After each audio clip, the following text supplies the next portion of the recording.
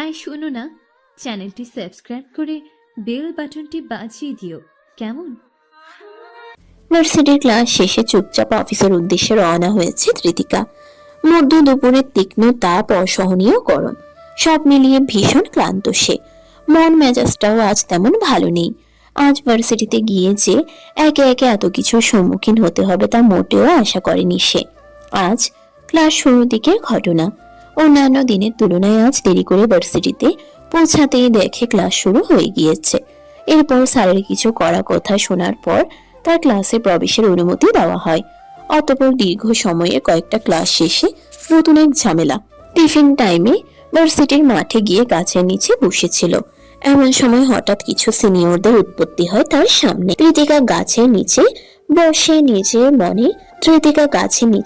নিজ মনে পড়তে থাকলেও এই সিনিয়র কিছু ছেলে মেয়ে নজর পড়ে তার দিকে।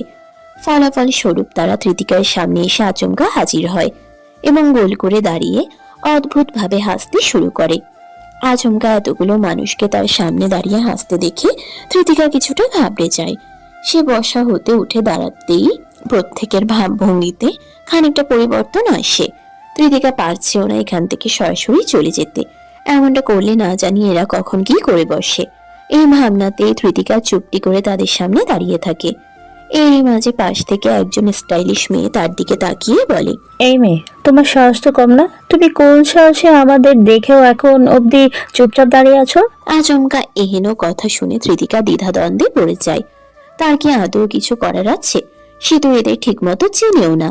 এরই মাঝে আবার একটা ছেলে অনেকটা বিরক্তির সহিত বলে ওঠে, এই মেয়ে তো বাড়ি অসভ্য, সিনিয়রদের দেখলে যে সালাম দিতে হয়, এটা কি এখন তোমার দরে বেঁধে শিখাতে হবে? জি না, মানে আসসালামু আলাইকুম। আমি ঠিক মনে ছিল না, দুঃখিত। আমি বুঝতে পারিনি। ইতস্তত ভঙ্গিতে কথাগুলো বলতেই কৃতিকা খানিকটা ঘাবড়ে যায়। আগে থেকেই শুনেছে ভার্সিটির সিনিয়ররা জুনিয়রদের র্যাগিং করে, কিন্তু এখন পর্যন্ত এসবের সম্মুখীন না হলেও কৃতিকার মনে প্রাণে এখন শুধু এটাই বলছে যে শেষমেশ সে এসবের পাল্লাই পড়ে গিয়েছে। না জানি আজ তার সাথে কি হতে চলেছে। এদিকে সিনিয়র ছেলে মেয়েগুলো তার সালামের উত্তরটা খানিক ভনিতার সহিতে দিয়ে বিস্তৃত স্বরে হাসতে লাগলো। আচমকা সবার হাসি দেখে কৃতিকা আবারও ভড়কে যায়। কৃতিকা বুঝতে পারছে না এই মুহূর্তে তার কি করা উচিত। বলছিলাম, আমি যেতে পারি? কৃতিকার এহেন কথায় পুনরায় তাদের ভাবগতিক পরিবর্তন হয়। অনেকটা সন্দিহান ও রুক্ষ স্বরে তারা বলে, এই মেয়ে তো দেখছি কোনো আদব কায়দাই জানে না, মনে হচ্ছে স্পেশাল ট্রিটমেন্ট দিতে হবে। এরই মাঝে আবার পাশে আরেকজন কৃতিকার উদ্দেশ্যে বলে, এই মেয়ে, নাম কি তোমার?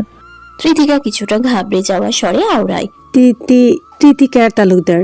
কি? স্মৃতিকা? এটা আবার কেমন নাম? এই নামের অর্থ কি? কৃতিকা আবারও কিছুটা ইতস্তত স্বরে আওড়ায়। তৃতিকা মানে তৃষ্ণা কিংবা এইরূপ অর্থ বহনকারী শব্দ। কৃতিকার কথা শুনে আচমকা ছেলেগুলো হেসে ফেলল। এরই মাঝে একজন আবার বলে উঠল, বা নামটা তো জোস, মেয়ের নামও যেমন হারনি, দেখতেও পুরোপুরি। অকস্মাৎ এমন বিদঘুটে কথা শুনে কৃতিকা সম্পূর্ণ হতভম্ব। ওদিকে সেই ছেলেটা তার কথা অসম্পূর্ণ রেখেই কুরুচিপূর্ণ ভঙ্গিতে হাসতে লাগলো। একই সাথে তার পাশে থাকা বন্ধু বান্ধবীও উচ্চস্বরে হেসে ওঠে। এদিকে এমন অস্বস্তিকর পরিস্থিতিতে যেন কৃতিকার দম বেরিয়ে আসার উপক্রম। অকস্মাতই তার হাত পা মৃদু কম্পনে কাঁপতে শুরু করেছে। রাগ, ক্ষোভ কিংবা অসহায় বোধ সবই হচ্ছে মিশ্রভাবে। তবুও সে চাইছে নিজেকে যথাসাধ্য নিয়ন্ত্রণ করার। এরই মধ্যে তাদের হাসাহাসি বন্ধ হলে আরো এক ছেলে বিস্তৃত বাঁকা হেসে বলে, তোমাকে আমাদের পছন্দ হয়েছে, আগাগোড়া সব দিক থেকেই পারফেক্ট, তবে নিয়ম কানুনগুলো যত দ্রুত পারো শিখে নিও। এর পরের বার থেকে সিনিয়রদের দেখলে বড় করে সালাম দিবে, আর যতক্ষণ না সিনিয়র বড় ভাই বোন আসা যাওয়ার পারমিশন দিচ্ছে ততক্ষণ পর্যন্ত এক পাও লড়বে না। ছেলেটির কথা শেষ হতেই আরো এক মেয়ে এসে তার উদ্দেশ্যে বলে, এইবারের মতো ছেড়ে দিচ্ছি, এরপর ধরলে আর বাঁচতে পারবে না। মোটামুটি আরো কিছু টুকটাক অপ্রয়োজনীয় ও বিরক্তিকর কথাবার্তা শেষে তারা কৃতিকার কাছ থেকে সরে যায়। কিন্তু যাওয়ার আগে পানিশমেন্ট স্বরূপ কয়েকটা নোট খাতা ধরিয়ে দিয়ে যায় এবং কৃতিকাকে বলা হয় এই সবগুলো নোট তাদের ফাঁকা খাতায় তুলে লিখে দিতে হবে, আর এই জন্য সময় দেওয়া হয় মাত্র 2 দিন। এবং শেষ বেলায় তাদের মধ্যে একজন হুমকি স্বরূপ তৃতিকার উদ্দেশ্যে বলে, এই দুনিয়ার মধ্যে যদি কাজ না হয় তবে তোমার জন্য অনেক খারাপ কিছু অপেক্ষা করছে। কথাটা মাথায় ভালো মতো ঢুকিয়ে নিও। দিনের সূচনা যে এমন কিছু দিয়ে হবে তা তৃতিকার জানা ছিল না। ভার্সিটির এইসব ঘটনা ভাবতে ভাবতেই সে নিষ্পৃহা অফিসে প্রবেশ করে। তৃতিকা গিয়ে নিজের ডেস্কে বসে। তার শিফটের মানুষজন কেবল আসতে শুরু করেছে। সে বাড়ি না গিয়ে সোজা এখানে আসে বিধায় সবার চেয়ে যেন সেই এগিয়ে রয়েছে। অফিসে এখন লাঞ্চ টাইম চলছে। যারা ফুল টাইম জব করে তারা এখন নিজেদের মতো খাওয়া দাওয়া করছে। তৃতিকার আশেপাশে আপাতত তেমন কেউই আসেনি। দুপুরে বাড়িতে যেতে পারবে না বিধায় আগেই বাড়ি হতে খাবার নিয়ে এসেছে। খানিকটা খিদে পেলেও কেমন যেন এক দ্বিধাবোধ কাজ করছে নিজের মাঝে। তৃতিকা নিজের হাত পরিষ্কার করে এসে নিজের লাঞ্চ বক্সটা খুলে ডেস্কের উপরেই রেখে খেতে বসলো। দুপুরের খাবারে খানিকটা ভাত, ডিম সিদ্ধ আর ডাল নিয়ে এসেছে। তবে কেমন যেন অস্বস্তি বোধ হচ্ছে নিজের মাঝে। হয়তোবা এত বড় অফিসে আজকালকার যুগে এসে এমন লাঞ্চ নিয়ে আসা লোকে কি বলবে বা ভাববে সেই চিন্তায়, যার ফলে সে চাইলো সবাই আসার আগে দ্রুত খাবারটা শেষ করতে। এই ভাবনায় সে খানিকটা তাড়াহুড়ো করে নিজের খাবার খেতে লাগলো। কিন্তু খাবারের মাঝ পর্যায়ে এসে হঠাৎ যারা সহ আরো কিছু জন অফিসে প্রবেশ করে। যারার পাশাপাশি আরো একটা মেয়ে এসে তৃতিকার দুপাশে নিজেদের ডেস্কে বসে পড়ে। এরই মধ্যে যারার নজর তৃতিকার দিকে পড়তেই সে অনেকটা বিস্ময়ের স্বরেই বলে ওঠে, সিরিয়াসলি তুমি এই অফিসের লাঞ্চে এইসব ডাল ভাত খাবার খাচ্ছ? নিমিষেই তৃতিকার হাত থেমে যায় আর তার খাওয়া হয়ে ওঠে না। সে সংকোচে মাথা নিচু করে ঠোঁট চেপে বসে থাকে। ওদিকে যারার উচ্চস্বরে আশেপাশে কয়েকজনই ইতোমধ্যে তার দিকে ঘুরে ফিরে তাকিয়ে রয়েছে। এতে তৃতিকার অস্বস্তি বোধ যেন আরো বেড়ে যায়। যারার পাশাপাশি আরো একটা মেয়ে তৃতিকার দিকে চেয়ে মিটমিট করে হাসছে। তৃতিকা কিছুই বলছে না, সে নিজেকে স্বাভাবিক রাখার প্রচেষ্টায়। ওদিকে যারা থামলো না। সে খানিকটা তাচ্ছিল ও রং তামাশার সহিতেই হেসে হেসে বলে, আমি গতকালই বুঝে গিয়েছিলাম তুমি হয়তো তেমন। আমি বলতে চাচ্ছি যে তুমি যে এত বেশি গরিব তা বুঝতে পারিনি। দেখো তোমার লাঞ্চ বক্সটাও কেমন। এটা কি টিন না অন্য কিছু? এমন জং ধরা পুরনো কেন? হিউ একে তো উল্টো পাল্টা কথা বলছে, একই সাথে আবার তৃতিকার লাঞ্চ বক্সটা নিজের 2 আঙ্গুলের সহিত ঘৃণাবোধ ও সংকোচের সাথে এলোমেলো করে ছুঁয়ে দিচ্ছে। এদিকে তৃতিকা যেন এবার আর এইসব সহ্য করতে পারলো না। যারার কথা শেষ হতে না হতেই তৃতিকা তার হাতটা বাম হাত দিয়ে খপ করে শক্ত হাতে ধরে ফেললো। অতঃপর গলার স্বর দৃঢ় করে যারার দিকে চোখ রাঙিয়ে আওড়ায়, হ্যাঁ, আমি অনেক গরিব, তাই আমার যা সামর্থ্য আমি তাই নিয়ে এসেছি লাঞ্চে। আর আমার মতো কোনো বহিরাগত ব্যক্তি এ নিয়ে কোনো সমস্যা হবার কথা না। আচমকা তৃতিকার এহেন অভিব্যক্তি পরিবর্তনে যারা কিছুটা ঘাবড়ে যায়। সে অপ্রস্তুত হয়ে হেসে বলে, আরে তুমি তো দেখছি রেগে যাচ্ছ। না, আমি মোটেও রেগে যাইনি, কেননা আমি রেগে গেলে তার সহ্য করার ক্ষমতা খুব কম মানুষেরই রয়েছে। বিশেষ কোনো ব্যক্তি ব্যতীত আমি সাধারণ মানুষের সামনে নিজের এই ব্যক্তিত্বের উন্মোচন করতে স্বাচ্ছন্দ্য বোধ করি না। আশা করি বুঝতে পেরেছো। এই বলেই তৃতিকা তার হাতটা এক প্রকার নিঃশব্দে ছুঁড়ে দূরে সরায়। যারা এবার আরো বেশি ভড়কে যায়। সে ইতস্তত ভঙ্গিতে খানিকটা রাগের সহিত চারপাশটা দেখে। সকলে তাকিয়ে রয়েছে তাদের দিকে। আরো লোকজন আসায় তারাও এখন তাদের দিকে চেয়ে। তৃতিকার নজর সেসব দিকে না রইলেও যারা দাঁড়িয়ে থাকায় অনেকেই তাকে কৌতূহল বশত দেখছে। এরই মধ্যে যারা রাগের বশে কিছু একটা করার জন্য উদ্বিগ্ন হয়। তবে তার পূর্বেই তার নজর পড়ে খানিকটা দূরে। নিজের রুম থেকে বেরিয়ে কোনো এক গন্তব্যে হেঁটে চলেছে আদির রায়ান চৌধুরী। তার তীক্ষ্ণ নজর গম্ভীর অভিব্যক্তি সবে তার সম্মুখের দিকে। আশেপাশে কি হচ্ছে তার কোনো কিছুই যেন তার দেখার বিষয় নয়। সবই যেন তার কাছে তুচ্ছ। এদিকে স্বয়ং অফিসের সিইও কে দেখে যারা কিছুটা ঘাবড়ে যায়। একই সাথে তার মাথায় এক পরিকল্পনাও তৈরি হয়। এখন সবার সামনে ভালো সেজে তৃতিকাকে কিছু না বললেও তৃতিকাকে সহজে ছেড়ে দেওয়ার মতো ব্যক্তি সে নয়। অফিসের সিইও আদির রায়ান চৌধুরী তৃতিকাকে ডেকেছে। অবশ্যই সেটা অফিসের কোনো বিষয় সম্পর্কিত, যার ফলে তৃতিকাও আর দেরি না করে তার রুমে ছুটে গিয়েছে। আজকের মন মেজাজ কোনোটাই ভালো নেই আর তার। সকাল থেকে একের পর এক অপ্রত্যাশিত ঘটনাগুলো ঘটে যাচ্ছে। সব মিলিয়ে মন মেজাজ তার বিষিয়ে রয়েছে। মে কামিন স্যার? দরজা ঠেলে শুরুতেই তৃতিকা ভেতরে আসার পারমিশন চেয়ে নেয়। গতবারের মতো আজও কোনো ভুল হোক আর তাকে কথা শুনতে হোক তা সে চায় না। ওদিকে তৃতিকার কথা শুনে তার দিকে না তাকিয়ে আদির গম্ভীর স্বরে বলে, ইয়েস, কাম ইন। তৃতিকা ভারী শ্বাস ফেলে দরজাটা চাপিয়ে দিয়ে সামনের দিকে এগিয়ে যায়। আদির মনোযোগ সহকারে কিছু ফাইল চেক করছে।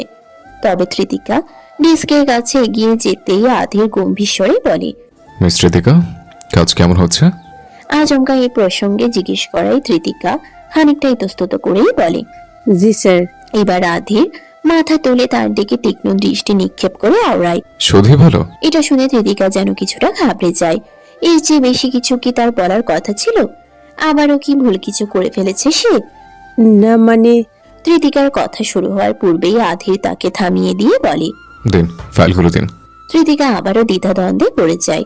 কিসের ফাইল চাইছে এই আধির রায়ান চৌধুরী? তাকে তো শুধু বলা হয়েছিল আধির স্যার নাকি তাকে ডেকে পাঠিয়েছে। এর চেয়ে বেশি কিছু তো পিয়ন তাকে বলেনি।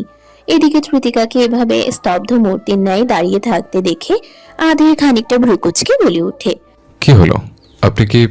এরই মাঝে আদির খেয়াল করতেই দেখে তৃতিকা তার সঙ্গে করে কিছুই আনেনি।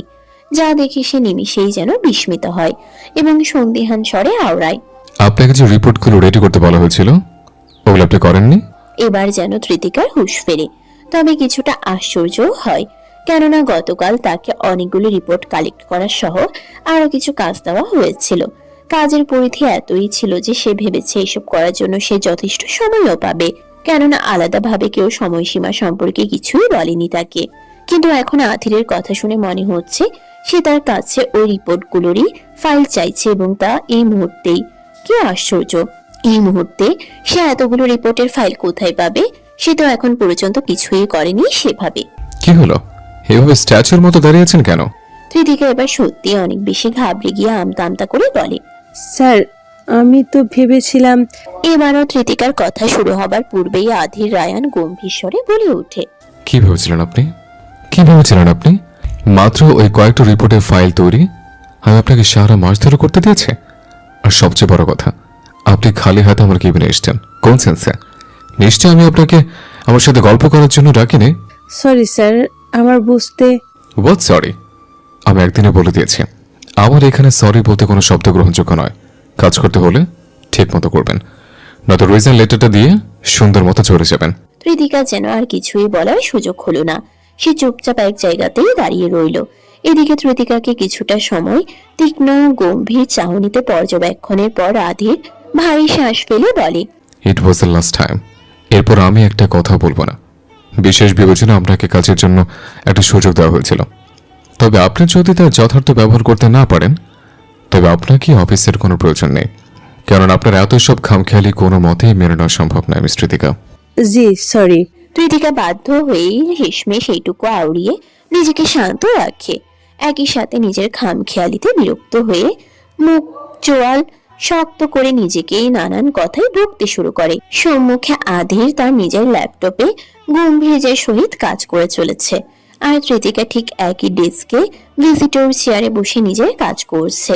মুহূর্তটা বেশ অপ্রস্তুতকর। বদ্ধ রুমে দুই মানব নিজেদের কাজে ব্যস্ত, কেউ কারো দিকে তাকাচ্ছে না। মূলত তৃতিকার আর সুযোগ হয়নি এই আধির রায়ান চৌধুরী ওরফে তার বিশেষ নাম প্রাপ্ত মিস্টার খারুস হতে মুক্তি পাওয়ার। ফাইল তৈরি হয়নি বিধায় আধিরের করা নির্দেশ মোতাবেক এখন তৃতিকাকে তার কেবিনে, তার ডেস্কে, এমনকি স্বয়ং আধির রায়ান চৌধুরীর সামনে বসেই কাজ করতে হচ্ছে, কেননা সম্পূর্ণ কাজ শেষ না হওয়া অবধি এখান থেকে বের না হওয়ার কড়া নির্দেশ দিয়েছে আধির।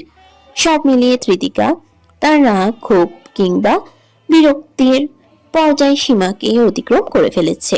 এই কড়া বদমেজাজি গম্ভীর স্বভাবের আধির রায়ানকে তার দু চক্ষে সহ্য হচ্ছে না।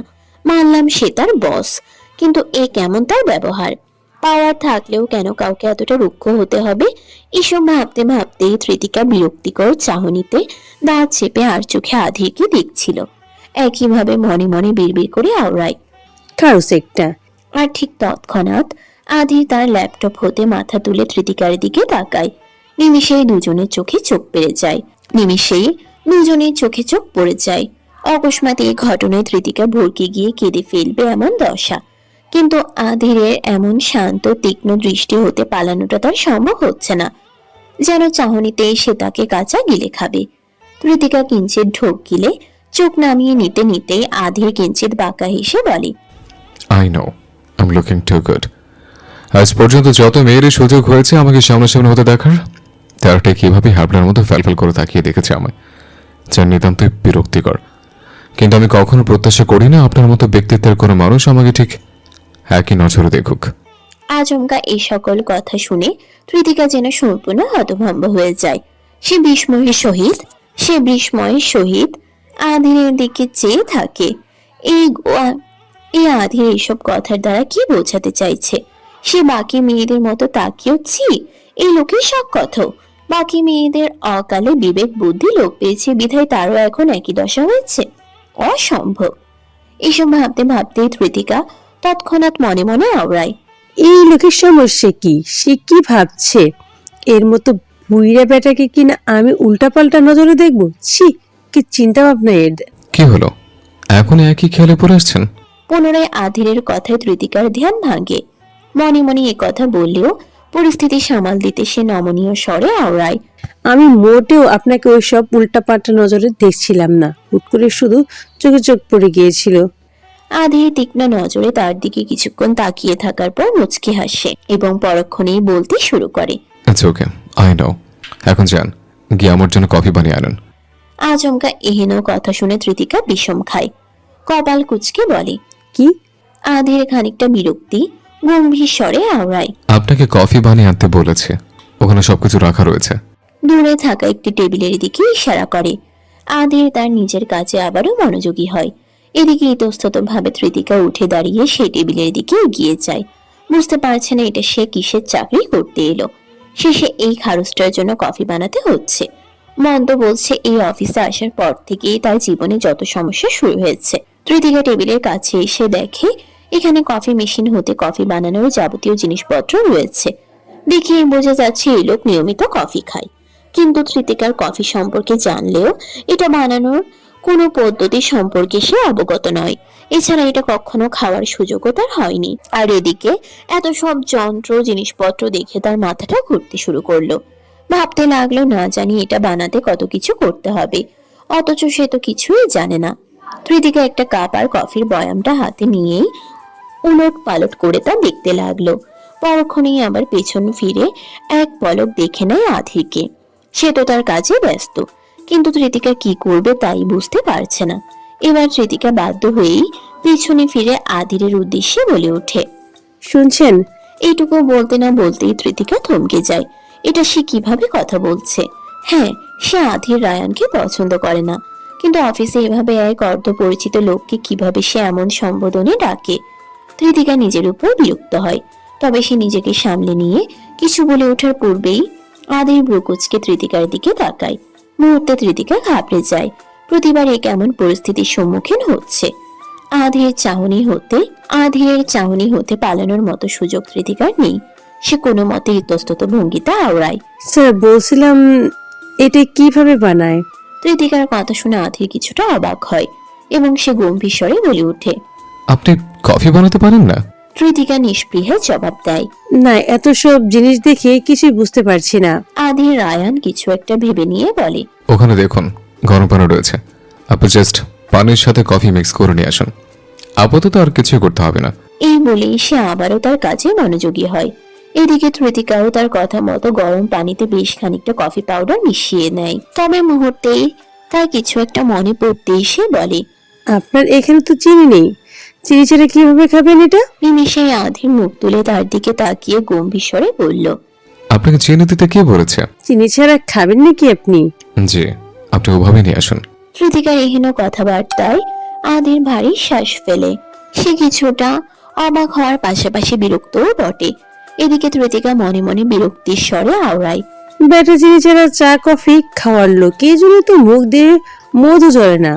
মধু জ্বলবে কি করে? এই খচ্চর খারাসটা মুখে তো শুধু বিষ আর বিষ। ধৃতিকা আরেকটু দেরি না করে সরাসরি কফির কাপটা নিয়ে আধিরের কাছে আসে। তার ডেস্কের উপর কাপটা রেখে তার দিকে খানিকটা এগিয়ে দেয়। অতঃপর সে নিজের সিটে বসে আবারও কাজ শুরু করে। এদিকে আধির ধৃতিকার বানানো কফির দিকে তীক্ষ্ণ দৃষ্টিতে তাকিয়ে সে কিছুক্ষণ কুচকুচে কালো কফির মিশ্রণের দিকে তাকিয়ে থাকার পর দীর্ঘ ভারী শ্বাস ফেলে। কফির মিশ্রণ দেখেই বোঝা যাচ্ছে এতে কফির পরিমাণ অনেক বেশি। এটা ধৃতিকা ইচ্ছা করেই করেছে নাকি অবুঝ মনেই তা আধিরের বোধগম্য নয়। সে ভারী শ্বাস ফেলে, ধৃতিকার উদ্দেশ্যে বলে, মিস ঋতিকা। আধিরের কথায় ধৃতিকা মাথা উঁচিয়ে তার দিকে তাকায় এবং স্বাভাবিকভাবে বলে, জি স্যার। আধির কফির মিশ্রণের দিকে তাকিয়ে থাকতে থাকতেই বলে, আপনি কফি খান না? ধৃতিকা কিছুটা ইতস্তত স্বরে বলে, না স্যার, আমি কখনো কফি খাইনি। ধৃতিকার এহেন কথায় আধির খানিকটা অবাক স্বরে বলল, কখনো খাননি? ধৃতিকা নিষ্পৃহে মাথা নেড়ে বোঝায় না, সে কখনো কফি খায়নি। এদিকে আধির কি যেন ভেবে নিয়ে কফির কাপটা ধৃতিকার দিকে আলতো হাতে ঠেলে এগিয়ে দেয় এবং গম্ভীর স্বরে বলে, নিন, এবার খান। অকস্মাৎ আধিরের এহেন পদক্ষেপে ধৃতিকা চমকায়। সে ইতস্তত ভঙ্গিতে আধিরের দিকে তাকাতেই আধির স্বাভাবিক স্বরে আবারও বলে, নিন, খেয়ে দেখুন কেমন বানিয়েছেন নিজের কফি। ধৃতিকা বুঝে উঠতে পারছে না এখন তার কি করা উচিত। এদিকে আধির নিজের মতো বলে নিয়ে আবারও তার কাজে মনোযোগী হয়েছে। ধৃতিকা খানিকটা সময় ভাবনা চিন্তার পর কফির কাপটা আলতো ভাবে নিজের কাছে টেনে নেয়। কিছুটা সংকোচ বোধ হতেই কফির কাপটা ঠোঁট অব্দি ছোঁয়ায়, কিন্তু এক ঢোক গিলতেই যেন তার সমস্ত দেহ রুহ অব্দি কফির তেতো স্বাদে মিশিয়ে ওঠে। ধৃতিকা চোখ মুখ কুচকে বেখেয়ালিতে ঠাস করে কফির কাপটা ডেস্কে রাখে। অল্পের জন্য কফি ডেস্কের উপরে থাকা কাগজের উপর না পড়লেও ধৃতিকার চোখ মুখ কুচকানো অভিব্যক্তিতে আদির গম্ভীর দৃষ্টিতে তার দিকে তাকিয়ে থাকতে থাকতেই ঠোঁট চেপে কিঞ্চিত হেসে ফেলে। এদিকে চোখ মুখ কুচকানো অবস্থাতেই ধৃতিকা প্রচন্ড বিরক্তির সাথে বলে ওঠে, ছি, জঘন্য! এটা কি জিনিস? এত বিটকুতে কেন? এর স্বাদ ও এক থু। ধৃতিকার এহেন অভিব্যক্তিতে গম্ভীর আধির রায়ান আকস্মিক শব্দ করেই হেসে ফেলে। অন্যদিকে ধৃতিকা চোখ মুখ স্বাভাবিক করে আধিরকে এভাবে হাসতে দেখে রেগে মেগে সোজা বোম হয়ে যায়। মুখে কিছু না বললেও মনে মনে প্রচন্ড রাগ বিরক্তির সাথে আওড়ায়, অসভ্য বজ্জাত পেটার শালা খারুস, এটা ইচ্ছে করে করেছে। কেউ অসভ্যর মতো করে হাসছে। খোদা, তুমি আমাকে কোথায় ফাঁসিয়ে দিলে? এই বুড়ো বজ্জাত খাটাস তো আমার জীবন শেষ করে দেবে। ধৃতিকার অফিস টাইমের সমাপ্তি ঘটেছে। এবার সোজা টিউশনের উদ্দেশ্যে বেরোতে হবে। হাতে সময় খুবই কম। এই আধির রায়ানের চক্করে পরে প্রয়োজনের চেয়ে আজ বেশি সময় কাটতে হয়েছে। আধির তাকে একে একে সবগুলো ফাইল রেডি করিয়েই অতঃপর যাওয়ার অনুমতি দিয়েছে। ধৃতিকা দেরি না করে দ্রুত নিচে নেমে এলো, কিন্তু 8 তলা হয়ে অফিসের নিচে নামতেই দেখে এখানে বড়সড় এক বিপত্তি বেঁধে রয়েছে। এই অবেলায় জোরে সোরে বৃষ্টি নেমেছে, যা দেখা মাত্রই ধৃতিকা সম্পূর্ণ হতভম্ব হয়ে যায়। এটা কি কোনো বৃষ্টি আসার সময় হলো? আর সবচেয়ে বড় কথা, তার কাছে তো কোনো ছাতা নেই। আগে জানলে নিজের সাথে করে অন্তত ছাতাটা নিয়ে আসতো। ধৃতিকার বিরক্তি ও অসহায় বোধ নিয়েই অফিসের গেটের দিকে এগিয়ে যায়। একটা পিলারের নিচে দাঁড়িয়ে চুপচাপ ভাবতে থাকে এখন তার কি করা উচিত। রাস্তার পাশ দিয়ে সব বড় বড় 4 চাকার গাড়িগুলো ছুটে চলেছে। এই বড় রাস্তা পেরোলেই সামনে একটা মোড় রয়েছে, আর সেখানে থেকেই শুধু রিক্সা পাওয়া সম্ভব। কিন্তু এত বৃষ্টির মাঝে এই বড় রাস্তাটা সে কিভাবে পেরোবে? একে তো এইসব বড় বড় রাস্তায় বড় বড় গাড়িগুলোকে তুমুল গতিতে ছুটতে দেখলেই তার ভেতরে ভয় জমে। অন্যদিকে রাস্তা পারাপারেরও সে খুব বেশি দক্ষ নয়। যদিও দৌড় দিয়ে রাস্তা পার হতে চায়, নিশ্চিত আজ একটা অঘটন ঘটে যাবে। ধৃতিকা শেষমেশ উপায় না পেয়ে বৃষ্টি না কমে যাওয়া অবধি নিচে অপেক্ষা করার সিদ্ধান্ত নেয়। একই সাথে চারপাশে একবার চোখ বুলিয়ে দেখে নেয়। এই সময় হাতে গোনা কয়েকজনই অফিস শেষে বের হচ্ছে, এছাড়া বেশিরভাগই আগেই চলে গিয়েছে। ধৃতিকা হতাশায় নিমজ্জিত হয়ে দীর্ঘশ্বাস ফেলল। অপেক্ষা করতে লাগলো বৃষ্টি কমে আসার, অথচ মিনিট 10-15 পেরিয়ে গেলেও বৃষ্টি কমার আর নাম নেই। ধৃতিকা এই পর্যায়ে এসে একইভাবে প্রচন্ড বিরক্ত হলো। শিশু উপায় না পেয়ে তীব্র বৃষ্টির মাঝে এসে পা বাড়ায়। তবে এক পা যেতে না যেতেই প্রচন্ড বৃষ্টির ছিটে ফোঁটা সে চোখ বুঝে ফেলে। এমন বৃষ্টিতে এক পা এগোনোও যেন অসম্ভব ব্যাপার হয়ে দাঁড়িয়ে। তবে অদ্ভুত ব্যাপার হলো তৃতিকা পিলার হতে খানিকটা সামনে এগোনোর পরও তার শরীরের কোণে কোনো অংশই যেন ভিজছে না। তৃতিকা বিস্ময়ে চোখ মেলে তাকায়। সম্মুখে তীব্র বৃষ্টি ঝরলেও সে মোটেও ভিজছে না। তৃতিকা মাথা উঠিয়ে আকাশ দেখতে নিলে এক নীল রঙের ছাউনির আবরণ তার আর আকাশের মাঝে বাধা হয়ে দাঁড়ায়। তৃতিকা শুরুতেই বুঝতে পারল না মূল ব্যাপারটা আসলে কি। সে চোখ পিটপিট করে পুনরায় তার মাথার উপরটা দেখতেই বুঝতে পারলো এটা একটা ছাতা।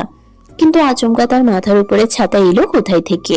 সে অজান্তেই খানিকটা ঘাবড়ে দুপা পেছনে সরে আসছে। কিন্তু এই দফায় সে আবারও চমকায়। তার পিঠ কারো শক্তপোক্ত বুকের সাথে আটকে গিয়েছে। তৃতিকার গলা শুকিয়ে কাঠ হয় নিমিষেই। সে দ্রুত উল্টো ঘুরে পেছনে ফিরতেই দেখে গম্ভীর মানব আধের রায়ান চৌধুরী স্বয়ং তার সামনে নীলরাঙা ছাতা নিয়ে দাঁড়িয়ে আছেন। আচমকা আধের এবং তার গম্ভীর মুখশ্রী দেখে তৃতিকা পুনরায় ঘাবড়ে যায়। তার ইতস্তত ও বেখেয়ালির মাঝে সে ভেজা ফ্লোরে আচমকা পা পিছলে উল্টো দিকে পড়ে যেতে ধরে। আর ঠিক তৎক্ষণাৎ আধের তার বলিষ্ঠ হাতের দরুন তৃতিকার ডান হাতটা শক্ত করে ধরে তাকে পড়ে যাওয়া হতে আটকায়। এবার তৃতিকার পাশাপাশি আধিরও যেন কিছুটা অবাক। তার অবাক হওয়ার মূল কারণ তৃতিকার হাব ভাব কিংবা চাল চলন। সে কিছুটা বিরক্তি ও গম্ভীর স্বরে তৃতিকার উদ্দেশ্যে বলে, মিস তৃতিকা, আপনি এমন কেন? এই বলেই আধের তার হাতটা হ্যাচকা টানে নিজের কাছে নিয়ে আসে। মূলত তৃতিকাকে সোজা করে দাঁড় করাতে গিয়েই তার এই পদক্ষেপ, নয়তো তৃতিকার প্রতি তার স্পষ্ট বিরক্তিবোধ এখনো তার কপালের ভাঁজগুলোতে দৃশ্যমান। এদিকে তৃতিকা সম্পূর্ণ বোকা বনে গিয়েছে, যেন বুঝতেই পারলো না এটা কি হতে কি হলো। শুধু অতি দ্রুত আদিরের সংস্পর্শ হতে সরিয়ে এসে নিজেকে স্বাভাবিক রেখে দাঁড়ালো। এদিকে আদির আর এক মুহূর্ত দেরি না করে তৃতিকার হাতে ছাতাটা ধরিয়ে বলল, নিন।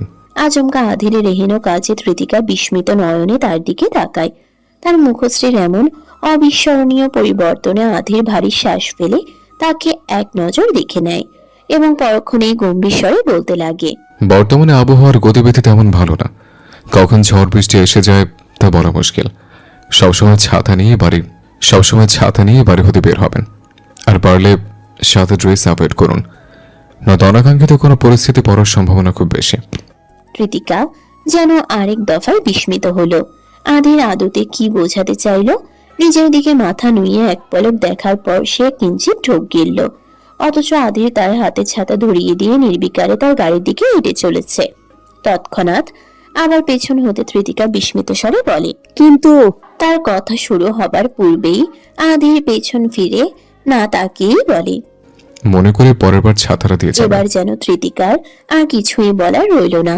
সে ফেল করে আধিরের যাওয়ার পানে চেয়ে রইল। আধির চলে যেতেই তৃতিকা দীর্ঘশ্বাস ফেলে সামনে এগোতে নিলেই আচমকা সে টের পায় তার জুতোর দশা ঠিকঠাক নেই। তৃতিকা পা উলট পালট করে চেয়ে দেখে তার আধা ছিঁড়া জুতোর এক পাশ একেবারে খুলে গিয়েছে। তখন পা পিছলে পড়াতেই এই দশা হয়েছে। আর এখন যদি আরেকটু অসাবধানতার সাথে হাঁটতে থাকে তবে কপালে আরো দুঃখ রয়েছে, কেননা তখন এই জুতো পুরোপুরি ছিঁড়ে যাবে, একই সাথে নতুন এক বিপত্তি বাঁধবে।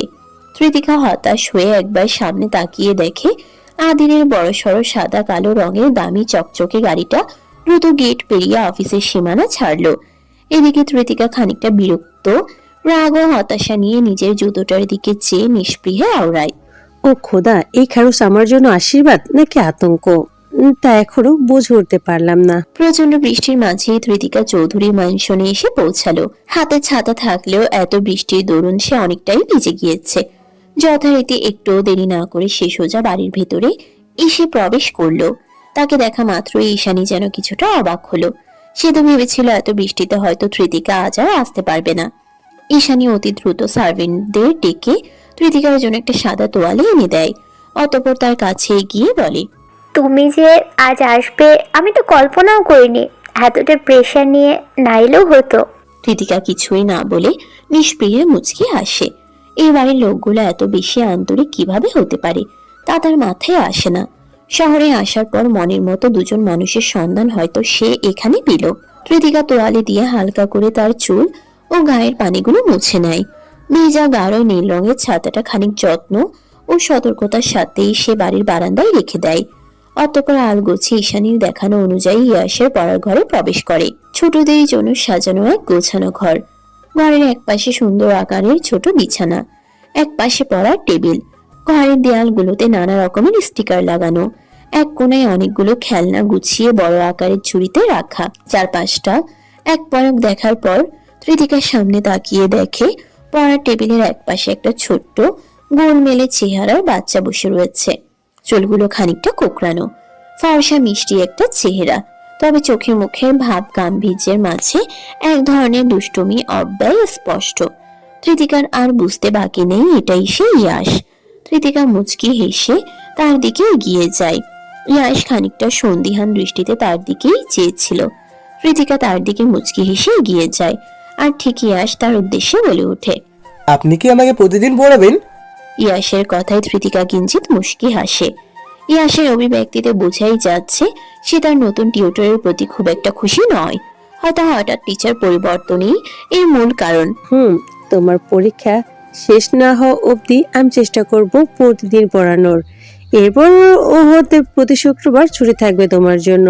ত্রিতিকা মুচকি হেসে কথাটা বললেও ইয়াস এই কথা শোনা মাত্রই হতাশায় নিমজ্জিত হয়ে আওড়ায়। ও পরক্ষণে আবার কি যেন মনে পড়তেই সে ত্রিতিকার দিকে মুখ তুলে তাকিয়ে বলে, আপনাকে আসসালামু আলাইকুম।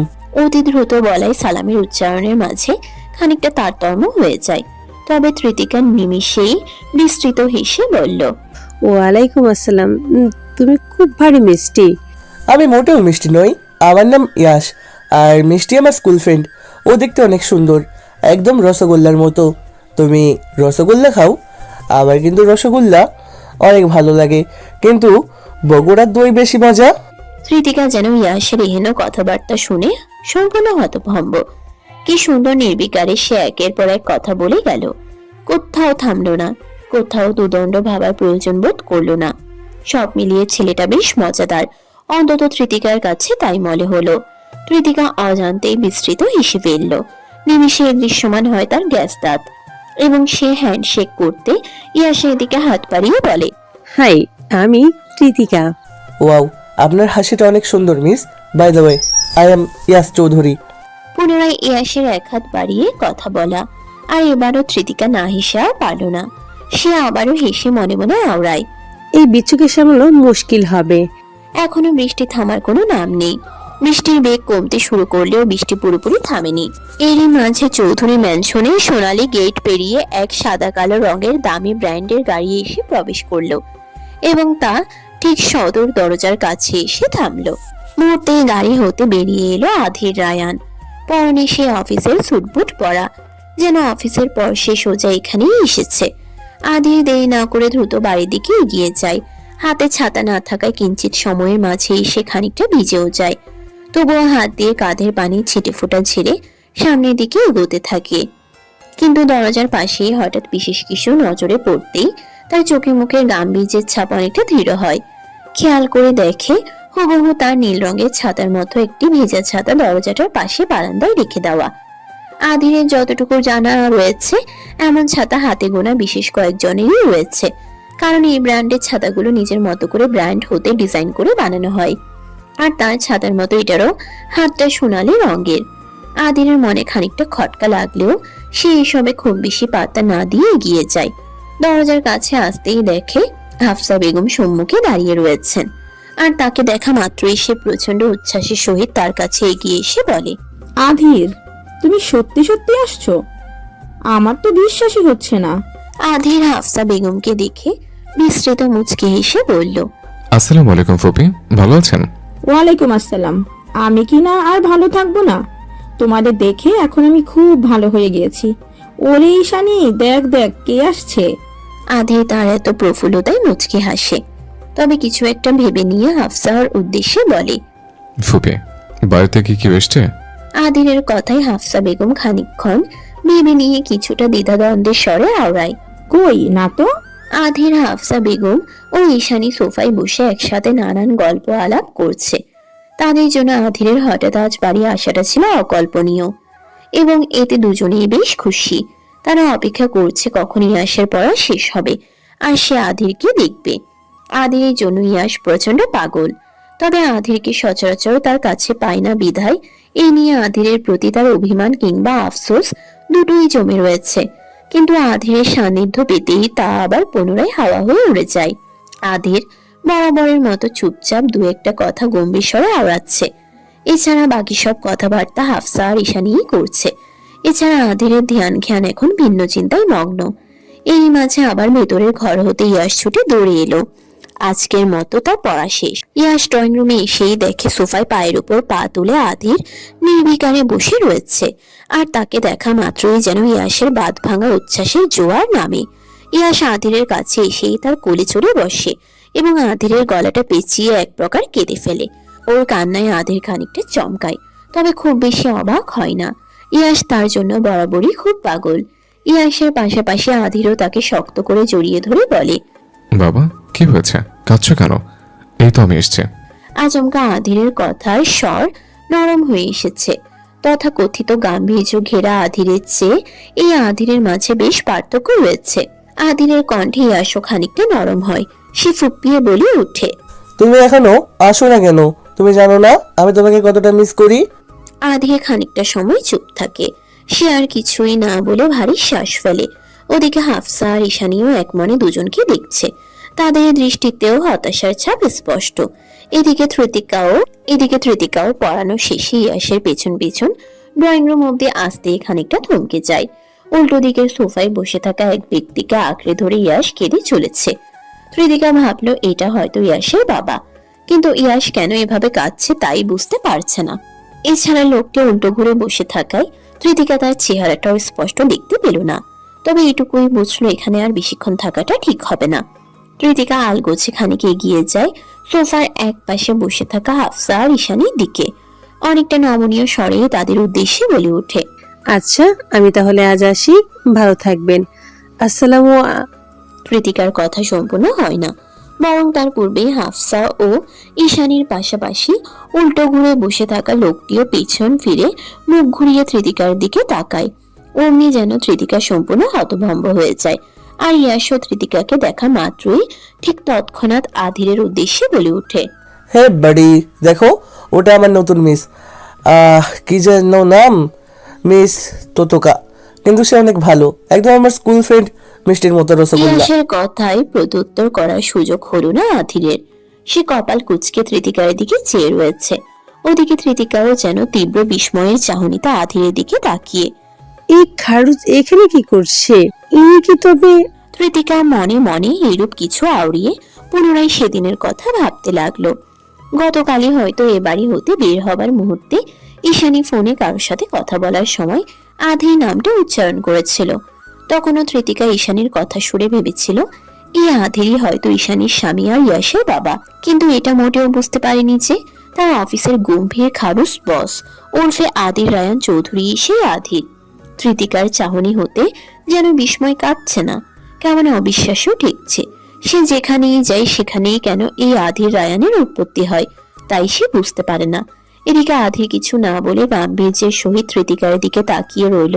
পাশ হতে হাফসা বেগম বলে উঠে, আরে নতুন ম্যাডাম যে, এই দেখো আধিরকে পেয়ে তোমার কথা তো প্রায় ভুলেই গিয়েছিলাম। হ্যাঁ রে আধির, এটাই আসেন নতুন ম্যাডাম, মাইয়াটা অনেক ভালো মাশাআল্লাহ। হাফসার কথায় আধির কিছুই বলে না। এই মানুষই নির্বিকার। এদিকে আধিরকে এভাবে অদ্ভুত গম্ভীর নজরে একটানা তাকিয়ে থাকতে দেখে ধৃতিকা কিঞ্চিত ইতস্তত বোধ করে। সে আধিরের নজর হতে চোখ সরিয়ে পালাতে চেয়েও বরাবরের মতোই পরাস্ত হয়। এটা কেন হয় তার উত্তর ধৃতিকা এখনো পায়নি। মোটামুটি এসব ছোটখাটো কারণ মিলিয়ে এসে আধিরের উপর সবসময় বিরক্ত হয়ে থাকলেও আপাতত কি করবে তাই বুঝে উঠতে পারছে না। ধৃতিকা এবার নিজেকে যথাসাধ্য সামলানোর চেষ্টা করে ইতস্তত ভাবেই সবার উদ্দেশ্যে বলে, আমি বরং এখন আসি। ধৃতিকা এই বলেই সামনের দিকে পা বাড়াতে নিলে হাফসা পুনরায় বলে ওঠে, আরে আগেই কোথাও যাচ্ছ, এদিকে আসো, আমার আধির বাবার সাথে একটু আলাপ পরিচয় করে যাও। হাফসার কথা শেষ হতে না হতেই পাশ থেকে ঈশানী খানিক কেসে ওঠে, যেন নিজের মায়ের এসব কথার উদ্দেশ্য সে ঠিক ভালোই বুঝতে পেরেছে। যার ফলে সে স্তব্ধ হয়ে দাঁড়িয়ে থাকা ধৃতিকার উদ্দেশ্যে বলে, আচ্ছা তুমি সাবধানে যেও। ঈশানীর কথায় তার মা বাধা হয়ে কিছু বলতে নিলে ঈশানী আড়ালে তার হাত চেপে চাপা স্বরে আওড়ায়, মা, এখনই এসব না। মেয়ের নিষেধাজ্ঞায় হাফসা বেগমও চুপ হয়ে যায়। ওদিকে ধৃতিকা অনুমতি পেয়ে এক প্রকার ছুটে বাড়ি হতে বেরিয়ে পড়ে। বারান্দার কাছে আসতেই ভারী শ্বাস ফেলে, মনে মনে আওড়ায়, এই লোক এত অদ্ভুত কেন? অতঃপর বাহিরে এখনো বৃষ্টি হতে থাকায় সে আনমনে আধিরের নীল ছাতাটা পুনরায় নিজের সাথে করে নিয়ে চলে যায়। অন্যদিকে ধৃতিকা চলে যেতেই আধির স্বাভাবিক হয়। একসাথেই ঈশানী তার প্রয়োজনে ড্রয়িং রুম হতে চলে যেতেই হাফসা বেগম আধিরের উদ্দেশ্যে উচ্ছ্বসিত স্বরে বলল, আধির, মায়াটা সুন্দর না? হাফসা বেগমের ফিসফিস করে বলা কথায় আধির অজান্তে খানিকটা চমকে তার দিকে তাকায়। তার সাথে সাথে ইয়াশও হাফসার দিকে তাকিয়ে বলে, হো, এই মিস তোতোকা অনেক সুন্দর, একদম বগুড়ার দইয়ের মতো মিষ্টি। ইয়াশের অবুঝ কথায় হাফসা হেসে ফেলে বলে, আব্বা, ওইটা তেতুকো না, তিতিকা। তবে এত কিছুর পরও আধির বরাবরের মতোই কিছু বলছে না। সে ভিন্ন এক চিন্তায় বারবার হারিয়ে যাচ্ছে। সবশেষে আড়ালে নিজের ফোনের নোটিফিকেশন চেক করে অজান্তেই ভারী দীর্ঘশ্বাস ফেলে। ইয়াশ চৌধুরী ওরফে ঈশানীর ছেলে হলো আধিরের ভাগ্নে, অর্থাৎ ঈশানী তার নিজের বোন না হলেও ফুফাতো বোন, আর হাফসা বেগম তার ফুপ্পি। তবে এখানে কিছুটা প্যাচগোছ রয়েছে। এই চৌধুরী ম্যানশন হলো আধিরের দাদার পৈতৃক ভিটা, এবং আধিরের বাবারা ছিলেন দুই ভাই ও এক বোন, যেখানে আধিরের বাবা হলেন সবার বড়। অতঃপর তার আরো এক ভাই এবং সবচেয়ে ছোট হলো ঈশানীর মা হাফসা বেগম। আর ঈশানীর বিয়ে হয় আধিরের ছোট চাচার একমাত্র ছেলের সাথে, অর্থাৎ ঈশানী ও তার স্বামী মামাতো ফুফাতো ভাই বোন। ফলাফল স্বরূপ ইয়া সেই চৌধুরী বংশেরই ছেলে, এবং কিছু রহস্য ঘেরা অতীতের জন্যই ঈশানী ও তার মা হাফসা বেগমের চৌধুরী বাড়িতেই বছরের পর বছর হতে শুধু তারা দুজন মিলেই বসবাস করছে। এটাই ছিল মোটামুটি আধিরের সাথে ইয়াসের পরিচয় পর্ব, যেখানে সামান্য কিছু ধোঁয়াশা এখনো অব্দি রয়ে গিয়েছে। বাড়ি ফিরতে ফিরতে অনেকটা সন্ধ্যা হয়ে গেল ধৃতিকার। রিক্সা করে এসেও এত সন্ধ্যা নেমে যাওয়ার ব্যাপারটা তার মোটেও পছন্দ হলো না। এখন তো আরো দিন প্রতিনিয়ত ছোট হচ্ছে। কিছুদিন পর টিউশনি হতে ফিরতে ফিরতে দেখা যাবে চারপাশে ঘুটঘুটে অন্ধকার নেমে গিয়েছে। ধৃতিকা খানিকটা হতাশা নিয়েই বাড়ির দিকে এগোতে থাকে। চারপাশটা এমনিতেই নানা গাছপালায় পরিত্যক্ত জঙ্গলের মতো রূপ নিয়েছে, আর এমন অন্ধকার সন্ধ্যায় ঝিঝি পোকামাকড়ের অদ্ভুত আওয়াজে ধৃতিকার গা নিমিষেই ছমছম করে ওঠে। সে হয়তো এসবে মাথা ঘামাচ্ছে। এই ভাবনাতে আবার খানিকটা বিরক্তও হলো। তবে এই মুহূর্তে এসে তার আচমকা ছাতার দিকে নজর পড়ে। এখন বৃষ্টি পুরোপুরি থেমে যাওয়ায় ছাতাটা এখনো তার হাতেই গুটিয়ে রাখা। সে ছাতাটার দিকে তাকিয়ে থাকতে থাকতেই ভারী শ্বাস ফেলে বলল, খাটাসটা ওখানেই ছিল, ছাটাটা তখনই দিয়ে এলে ভালো হতো। অবশ্য তখন দিয়ে দিলে এখন আবার ভিজে বাড়ি ফিরতে হতো। উফ, এত ভেবে আমার কি কাজ, কাল দিয়ে এলে কাহিনী ফুরুত। যাই হোক, বেটা নিজে খরচ হলেও তার বউ আর বাচ্চা বেশ সুন্দর। এত ভালো মানুষ এই বেটার কপালে কিভাবে জুটলো কে জানে। ধৃতিকা এসব ভাবতে ভাবতেই নিচতলা অব্দি চলে এসেছে।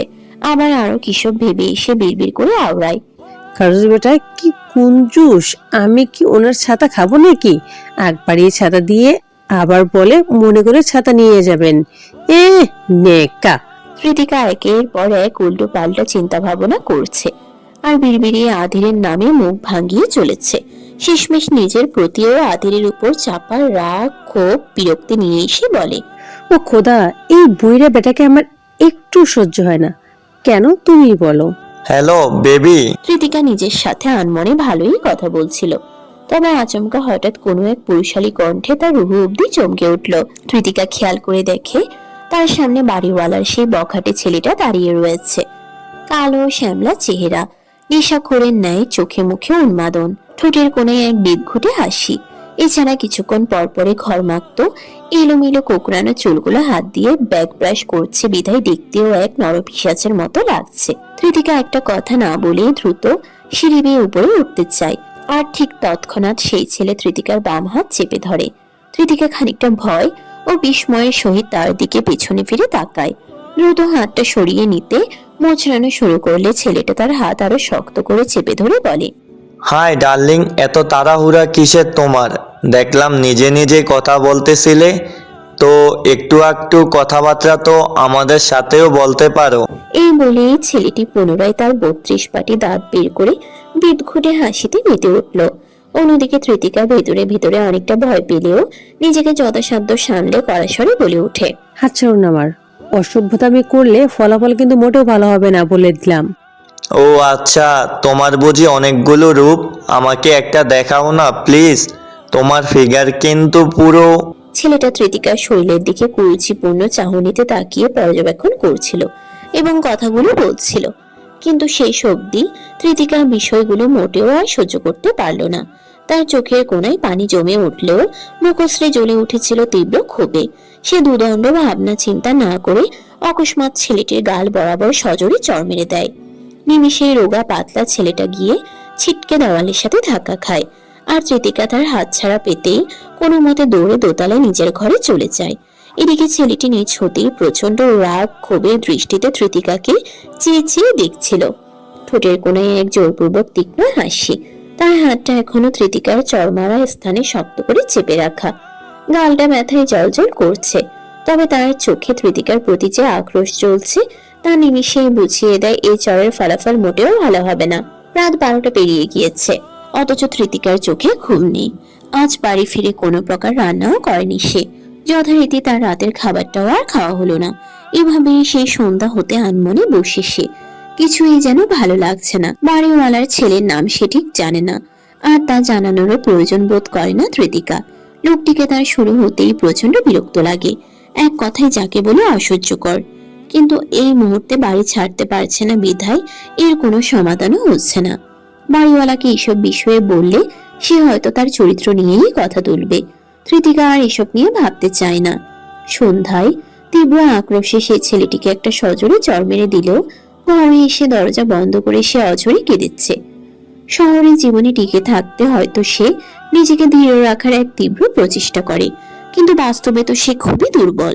এত লোকজনের মাঝে একা একলা টিকে থাকার মতো গড়ে ওঠা ব্যক্তিত্ব সে নয়। তৃতিকার সামনে ভার্সিটির সিনিয়রদের সেসব নোট খাতা পড়ে রয়েছে। আজ নিজের পড়াও যেমন হয়নি তেমনি এদের নোটগুলো সেভাবে একটাও তুলে শেষ করতে পারেনি। তৃতিকার খাতাগুলোর দিকে চেয়ে থাকতে থাকতেই প্রচন্ড বিরক্ত হলো এবং হঠাৎই রেগে গিয়ে অকস্মাৎ এক হাতের থাবা দিয়ে সবগুলো বই খাতা সে বিছানা হতে ছুঁড়ে ফেলে দিল এবং তৎক্ষণাৎই দু হাত একত্র করে অজোরে কান্নায় সিক্ত হলো। তার সর্বস্ব এখন খিনখিন করছে। ছেলেটার হাত ধরা দৃশ্য বারংবার মনে পড়তেই অদ্ভুত সব পাগলামি করতে ইচ্ছে হচ্ছে, যেন এই মুহূর্তে ওই ছেলে সহ পৃথিবীর সবাইকেই শেষ করে দিতে পারলে তার শান্তি হতো। কিন্তু তৃতিকা জানে এসব সে করতে পারবে না। তাই মিথ্যে কল্পনা করেও কোনো লাভ নেই। মা বাবা, তোমরা কেন আমাকে একা ফেলে চলে গেলে? কেন আমায় নিজের সাথে নিয়ে গেলে না? আমার আর ভালো লাগে না এই পৃথিবী। আমি ক্লান্ত, আমি ভীষণ ক্লান্ত। তৃতিকা কাঁদতে কাঁদতে কয়েকবার ফুপিয়ে উঠল। তার কান্নার শব্দ তীব্র না হলেও পরিত্যক্ত এক ঘরে শুভ্রতায় মোড়ানোর অল্প বয়সী রমণীর কান্না যেন এক অশরীরীর রূপে ধরা দিচ্ছে। আজ চৌধুরী ম্যানশনেই থাকতে হবে বিধায় আধিরের হাতে তেমন কোনো কাজকর্ম নেই। হয়তো তার প্রয়োজনীয় সবকিছুই তার নিজস্ব ফ্ল্যাটে রেখে আসা। এত বড় একটা বাড়ি থাকতেও আধির আলাদাভাবে একাই একটি ঢাকার আভিজাত্যপূর্ণ ফ্ল্যাটে থাকে। মাঝে মধ্যেই আসে জন্য এখানে এলেও এক রাতের বেশি সে কখনোই থাকে না। চৌধুরী ম্যানশনে আধিরের নিজস্ব কক্ষ রয়েছে। প্রতিবার এলে সে এখানে থাকে। তার কক্ষ হওয়ায় এটি থাকে সর্বদা পরিষ্কার পরিচ্ছন্ন, এবং বাড়িতে আধির এলে ইয়াসও সেই রাতটুকু তার সাথেই এই রুমেই কাটায়। ইয়াস বিছানার এক পাশে নীরবে ঘুমিয়ে রয়েছে। রুমের সবগুলো লাইট নিভানো, শুধুমাত্র বিছানার পাশে টেবিল ল্যাম্পটা মৃদুভাবে জ্বলছে। তারই আলোয় ঘরের জানালার পাশে দেখা যাচ্ছে এক গম্ভীর মানবের বিস্তৃত ছায়া। আধির জানালার পাশে দাঁড়িয়ে কারোর সাথে কথা বলছে। পরনে স্যুট বুটের পরিবর্তে আজ শুধুই সাদা রঙের পাঞ্জাবি। সাদামাটা বেশভূষায় দেখতেও বেশ ভিন্ন লাগছে বরাবরের চেয়ে, কিন্তু চোখে মুখে থাকা স্পষ্ট গাম্ভীর্যের ছাপ বারংবার প্রমাণ করে দেয় এটাই সেই গম্ভীর আধির রায়ান চৌধুরী। আধিরের চোখ মুখ গাম্ভীর্যের পাশাপাশি সন্দিহান অভিব্যক্তির এক মৃদু রেখা। সে শুরুতেই ফোনের অপর প্রান্তে থাকা ব্যক্তিটির উদ্দেশ্যে বলে, কাজ হয়েছে তো? অতঃপর একে একে টুকটাক নানান কথাবার্তার পর সে ফোনটা রেখে দেয়। এই পুরো সময়টাতে যেন ফোনের অপর প্রান্তে থাকা ব্যক্তিটি শুধু কথা বলে গিয়েছে। আর আধির শুধু তা মনোযোগ সহকারে শুনেছে। ফোন রেখে দেওয়ার পর আধির ভারী শ্বাস ফেলে। কিছুটা চিন্তিত ও অস্থির ভঙ্গিতে সে দূরের এক রাস্তার ধারে ল্যাম্পপোস্টের ঘোলাটে আলোর দিকে চেয়ে থাকে। নিশীথের শীতল বাতাস তার সর্ব গায়ে এসে লাগছে, কিন্তু সে নিষ্পৃহে ভেবে চলেছে ভিন্ন কিছু। খানিকটা সময় পেরিয়ে যাবার পর আধির বেরিয়ে গম্ভীর্যের সহিত আওড়ায়, মিস ঋতিকা তালুকদার, আমার সন্দেহ তবে ভুল ছিল না। এটুকুই বলা মাত্রই সে মৃদুভাবে কিঞ্চিত রুক্ষ বাঁকা হাসে। পরক্ষণেই আবার কি যেন ভেবে কিছুটা সন্দিহান স্বরে আওড়ায়, আমার সন্দেহ যদি পুরোপুরি সত্যি হয় তবে আপনি সেই তালুকদার বংশের মেয়ে যাকে আমি। কিন্তু আপনি কেন বললেন আপনার বাড়ি নারায়ণগঞ্জে? আপনার বাড়ি তো মিথ্যা কেন বললেন আপনি? নাকি আপনি আমাকে চিনতে পেরেছেন? এটা কি করে সম্ভব? এত বছর পরও ও আমাকে চিনবে কি করে? একে একে নিজেকে করা নানান অর্থপূর্ণ কথাবার্তা ও প্রশ্নের পর আধির নিষ্পৃহেই দীর্ঘশ্বাস ফেলে। এই মুহূর্তে সে ভাবছে ধৃতিকাকে নিয়ে তার পরবর্তী পদক্ষেপ ঠিক কি হওয়া উচিত। আজ ভার্সিটিতে যাওয়ার বিন্দুমাত্র ইচ্ছে হয়নি ধৃতিকার। ভোর রাত পর্যন্ত জেগে সকালে আর উঠা হয়নি তার। মাথাটা বেশ ঝিমঝিম করছিল ঘুম হতে ওঠার পর থেকেই। যথারীতি আজ সে সকালে কিছু রান্নাও করেনি। খাওয়ার বিন্দুমাত্র ইচ্ছে তার নেই। সকালটা কোনো মতে কাটিয়ে দিয়ে একটু আগেই অফিসে এসে পৌঁছালো সে। আজ চেহারায় সেই প্রাণবন্ত হাসি দেখা নেই। মলিন মুখশ্রীতেও তাকে আজ দেখতেও বেশ অদ্ভুত লাগছে। ধৃতিকা ভারী শ্বাস ফেলে নিজের ডেস্কে গিয়ে চুপচাপ বসে পড়ে। আশেপাশে না তাকিয়ে নিজের সকল অবশিষ্ট কাজকর্ম করতে লাগে। কোনো দিকেই নজর দেওয়ার মতো বিন্দুমাত্র সময় তার নেই। এরই মাঝে তার সম্মুখের পথ দিয়েই নিজের কেবিনের দিকে এগিয়ে যাচ্ছিল আধির। এই সময়ে ধৃতিকার দিকটায় এমপ্লয়ীদের আসার কথা নয় বিধায় আধির তার স্বভাব সুলভ গম্ভীর্যের সহিতেই কোনো দিকে না তাকিয়ে এগিয়ে যায়। তবে হুট করে কি যেন ভেবে আচমকা পাশ ফিরতেই নজরে পড়ে ধৃতিকাকে। আজ এত তাড়াতাড়ি ধৃতিকাকে অফিসে দেখে আধির খানিকটা অবাক হয়। না চাইতেও অজান্তেই তার কপাল কিঞ্চিত কুঁচকে যায়। সে মনে মনে কিছু একটা ভেবে নিয়েই ভারী দীর্ঘশ্বাস ফেলে। আর যাই হোক, অফিসের এমন টাইমে সে অন্তত ধৃতিকার কাছে গিয়ে আগ বাড়িয়ে গল্প আলাপ জুড়ে দিবে না। অন্তত এমন স্বভাবের মানুষ আধির রায়ান নয়। আধির পুনরায় নিজের তীব্র গাম্ভীর্য নিয়েই নিজের কেবিনে প্রবেশ করে। আর এদিকে ধৃতিকার তার কাজের প্রতি অত্যাধিক মনোযোগী থাকায় আধিরের বিষয়টা লক্ষ্য করে না। আধির চলে যেতেই প্রায় আরো কিছুটা সময়ের মাঝে অফিসের বাকি এমপ্লয়িগুলো প্রবেশ করে। যথারীতি আজ যারাও ধৃতিকাকে এত আগে অফিসে দেখে কিছুটা অবাক হয়। একই সাথে অবাক হয়ে ধৃতিকার অদ্ভুত গাম্ভীর্যতাকে লক্ষ্য করে। তবে এইসবে তার কিছুই যায় আসে না, কেননা এই অফিসে ধৃতিকা মেয়েটাই হলো তার কাছে সবচেয়ে অসহ্যকর। আর সে শুধু একটি মোক্ষম সুযোগের অপেক্ষা করছে, যার মাধ্যমে সে ধৃতিকাকে তার মনের মতো করে জব্দ করবে। বরাবরের মতো আজও আধার ধৃতিকাকে নিজের কেবিনে ডেকেছে। অবশ্যই তা কাজের সূত্রই।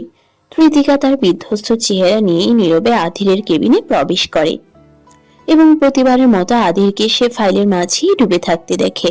ধৃতিকা ভেতরে প্রবেশ করতেই আধির গম্ভীর স্বরে ফাইলের দিকে মাথা নিচু করে থাকা অবস্থা দিয়ে ধৃতিকার কাছে তার প্রয়োজনীয় ফাইলগুলো চেয়ে নেয়।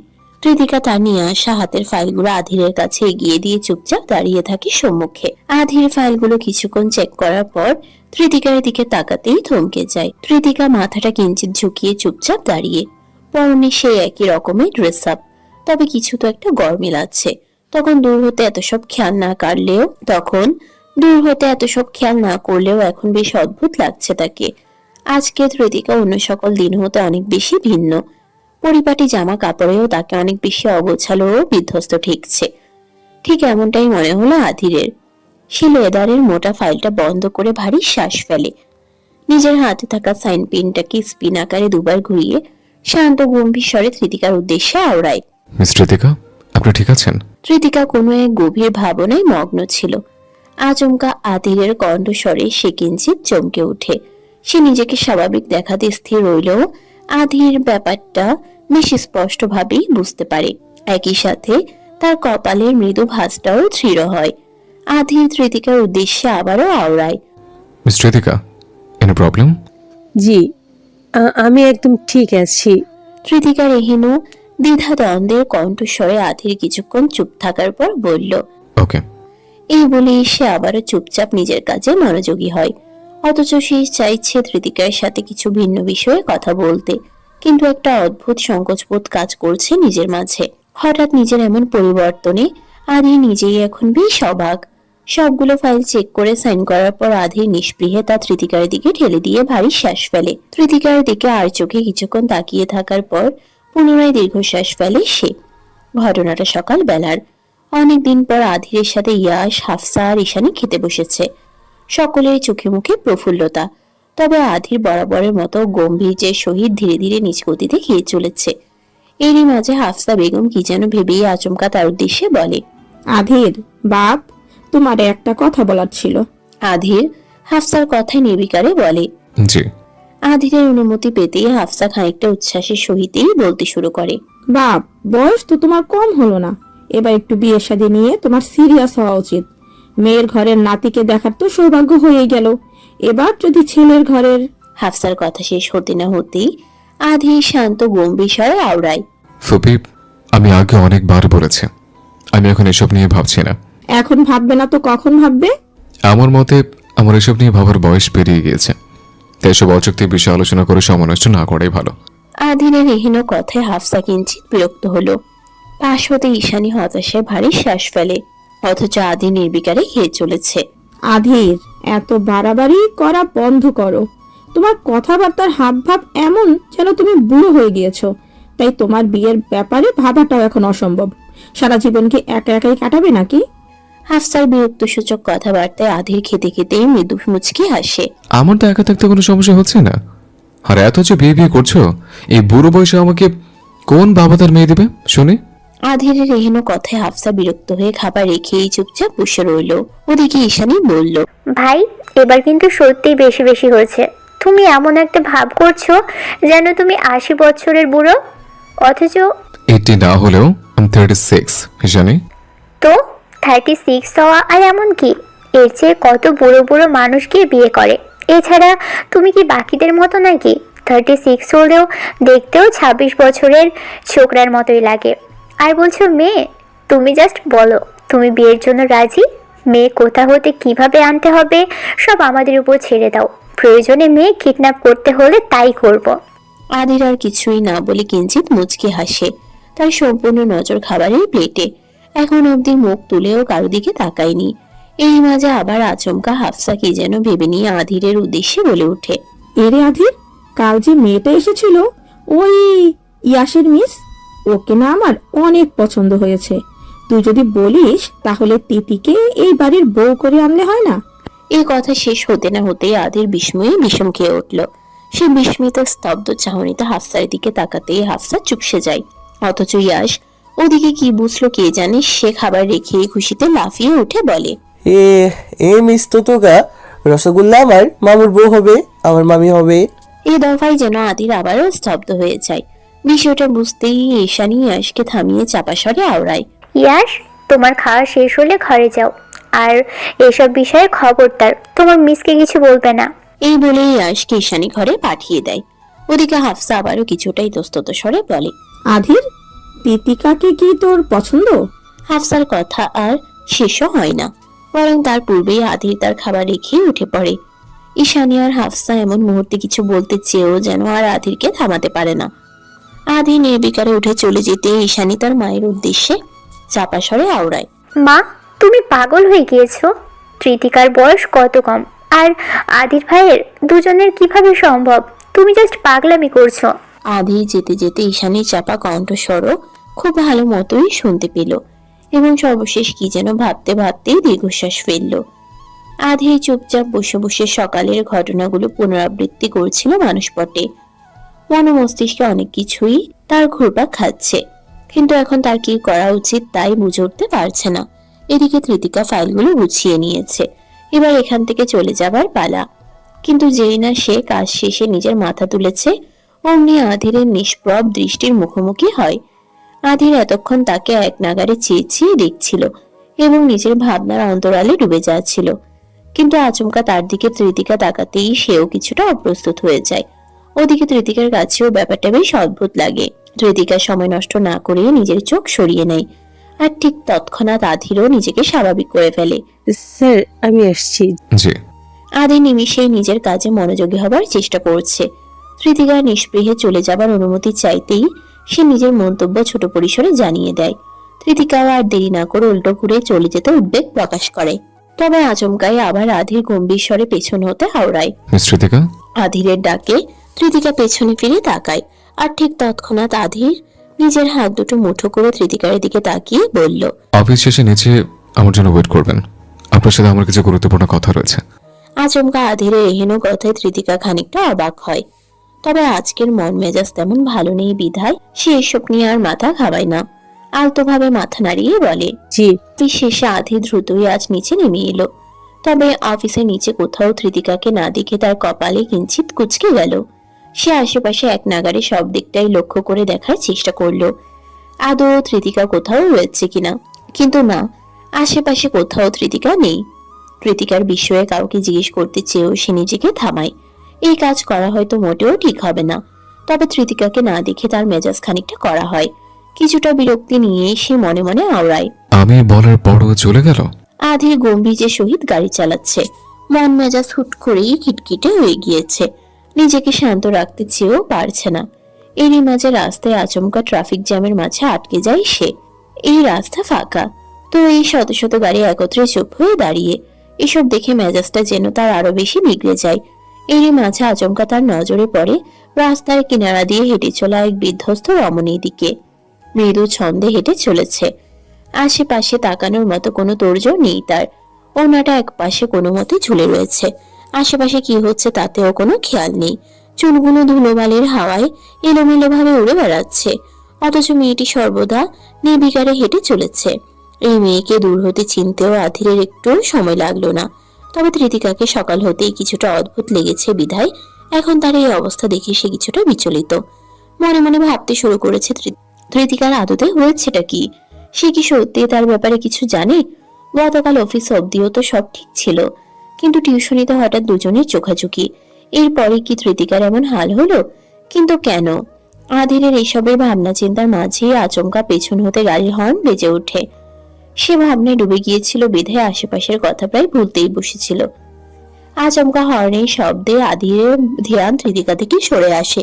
সে বাকিদের সাথে তাল মেলাতে গাড়িটা সামনের দিকে এগিয়ে নিয়ে যায়। তবে কিছুক্ষণ বাদেই আচমকা পাশে তাকাতেই সে সম্পূর্ণ স্তব্ধ হয়ে যায়। তৃতিকা অদ্ভুত ভাবে গা ঢুলতে ঢুলতেই সামনের দিকে এগোচ্ছিল। সকাল হতে এখন অব্দি না খেয়ে থাকায় তার এখন এই দশা। এর উপর গতকালের অপ্রত্যাশিত ঘটনা, সব মিলিয়েই সে আজ প্রায় বিধ্বস্ত। এমনকি আসার সময় আধিরের কথাটাও তার মাথা হতে বেরিয়ে গিয়েছে বিধায় আধিরের জন্য নিচে দাঁড়ানোও হয়নি তার। কি হতে কি হচ্ছে তাই যেন বুঝে উঠতে পারছে না সে। আর এরই মাঝে আচমকা তার মাথাটা চক্কর দিয়ে ওঠে। শুরু হতেই ঝিমঝিম করছিল, তবে এই পর্যায়ে এসে আর নিজেকে সে সামলাতে পারে না।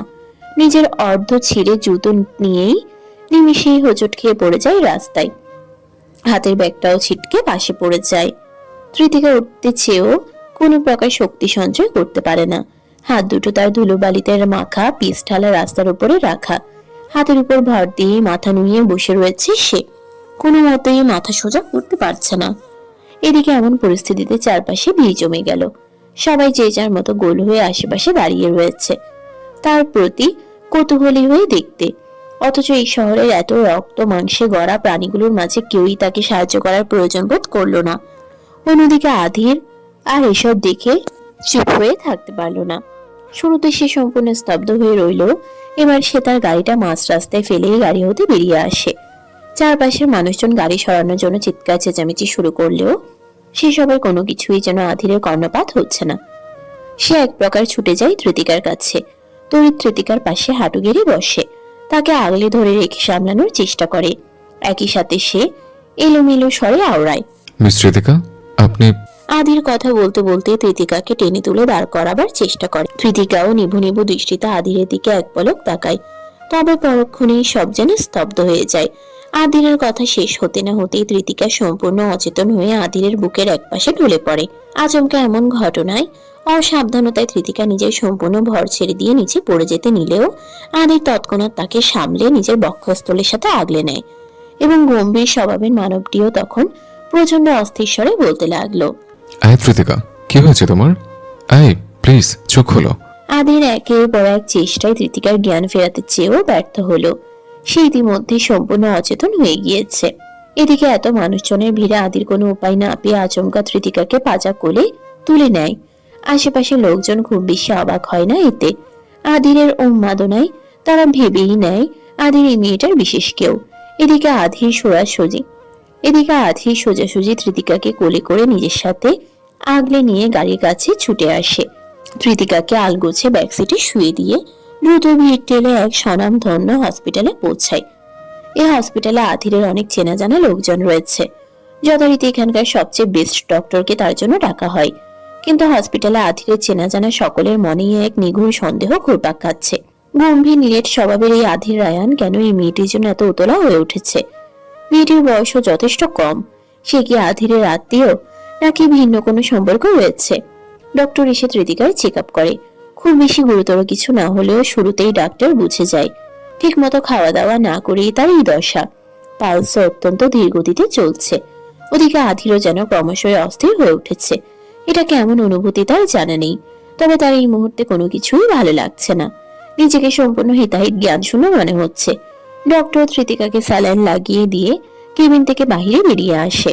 আধির কেবিনের বাহিরে চুপচাপ চিন্তিত ভঙ্গিতে দাঁড়িয়ে রয়েছে। পরনের ফর্মাল ড্রেস অনেকটা এলোমেলো হয়ে গিয়েছে, কিন্তু সেসবের দিকে আধিরের কোনো ধ্যান নেই। সে কৃতিকার চিন্তায় মগ্ন। ডক্টর রুম থেকে বের হতেই আধির দ্রুতই অস্থির হয়ে বলল, ডক্টর, ও ঠিক আছে? জি, চিন্তার কোনো কারণ নেই। আশা করা যায় খুব দ্রুতই জ্ঞান ফিরবে তার। কিন্তু আমার আপনাকে পেশেন্টের ব্যাপারে আরো কিছু বলার আছে। ডক্টর আধিরের পরিচিত, যার দরুন সে আধিরের এমন অস্থিরতা দেখে খানিকটা অবাক হয়। তবুও সে আধিরকে আশ্বস্ত করতে বলল। ডক্টরের অভিব্যক্তিতে আধির খানিকটা স্থির হয়, যেন তিনি গুরুত্বপূর্ণ কিছু বলতে চলেছে। এদিকে ডাক্তারও খুব বেশি ভনিতা না করে কৃতিকার হেলথ কন্ডিশনের ব্যাপারে সবটাই জানিয়ে দেয়। সন্ধ্যা নেমে এসেছে বহুক্ষণ পূর্বেই। একটা নিরিবিলি নির্জন রেস্টুরেন্টের একদম শেষের দিকের এক কোণে চুপটি করে বসে রয়েছে কৃতিকা। তার সম্মুখে বসে গাম্ভীর্য ও নিরেট ব্যক্তিত্বের আধির রায়ান। কৃতিকার সামনে এক গাদা খাবার সাজিয়ে গুছিয়ে রাখা। পুরো টেবিল ভর্তি হয়ে গিয়েছে এতগুলো খাবার দিয়ে। কিছুক্ষণ পূর্বেই ওয়েটার এসে এত সব খাবার রেখে গিয়েছে, অথচ একটা কিছুও মুখে তুলছে না সে। তার মাঝে অস্বস্তি ও সংকোচবোধ মিশ্রভাবে অনুভূত হচ্ছে। হসপিটাল হতে ছাড়া পেয়েছে খানিকক্ষণ আগেই, আর সেখান থেকে আধি সোজা তাকে এখানে নিয়ে এসেছে। এদিকে কৃতিকার জ্ঞান ফেরার পর হতে হতভম্ব হয়ে বসে রয়েছে। কি হচ্ছে না হচ্ছে কিছুই মাথায় ঢুকছে না। শুরুতেই নিজেকে হসপিটালে স্যালাইন লাগানো অবস্থায় দেখে চমকায়। পরক্ষণেই আবার আধিরের সকল গাম্ভীর্যপূর্ণ কাজকর্ম, তার সাথে ঠিক মতো এখনো অব্দি একটাও কথা বলেনি আধির, অথচ কিভাবে তাকে এক প্রকার জোর করে এখানে সেখানে নিয়ে বেড়াচ্ছে। কৃতিকা বারংবার টেবিলের নিচে তার পা জোড়া একে অপরের সাথে ঘষাঘষি করছে। এটা সংকোচবোধ অথবা অস্বস্তিকর পরিস্থিতির সম্মুখীন হয়েই কিংবা নিজের পায়ে কোনো রকম জুতো না থাকায়, মূলত দুটো কারণেই তার এই দশা। তার জুতো জোড়া কোথায় তা কৃতিকা জানে না। জ্ঞান ফেরার পর হতে সোজা হসপিটাল থেকে এখানে অব্দি সে এভাবেই খালি পায়েই ঘুরে বেড়াচ্ছে। আদিরকে কিছু বলতে চেয়েও বলার সাহস পায়নি। কোনোভাবেই যেন স্বাভাবিক হয়ে উঠতে পারছে না। ওইদিকে কৃতিকা খাচ্ছে না দেখে আদির একবার আশেপাশে নজর বুলিয়ে নেয়। এই সময় এই রেস্টুরেন্টে সেভাবে কেউ নেই বললেই চলে। তাহলে কৃতিকা এত কিসের সংকোচ বোধ করছে? সে কি তবে তার জন্যই এমন ভাবে? আদির এমন কিছুই ভাবতে ভাবতে কপালটা খানিক কুঁচকে ফেলে। মাথা নুয়ে বসে থাকা কৃতিকার উদ্দেশ্যে অকপটে আওড়ায়, মিস কৃতিকা। আদি শুধু এটুকুই নিরেট স্বরে আওড়াতেই কৃতিকা অকস্মাৎ চমকে ওঠে। কিঞ্চিত মাথা উছিয়ে ঠোঁট কামড়ে চুপচাপ বসে থাকে। এদিকে আধির ভারী শ্বাস ফেলে। তাকে তীক্ষ্ণ নজরে একবার পর্যবেক্ষণ করে, পরক্ষণেই আবার গাম্ভীর্যের সহিত বলে ওঠে, কি সমস্যা, খাচ্ছেন না কেন? আদির হঠাৎ তার সাথে এমন রাগান্বিত স্বরে অধিকার ফলিয়ে কথা বলছে কেন তা কৃতিকা ঠিক বুঝে উঠতে পারে না। সে তো তার জন্যই অস্বস্তি বোধ করছে। না জানি রাস্তায় কিভাবে অচেতন হলো, আর আধিরকে কত সমস্যাই না পোহাতে হলো। এসব নিয়েই তার যত সব অস্বস্তি বোধ।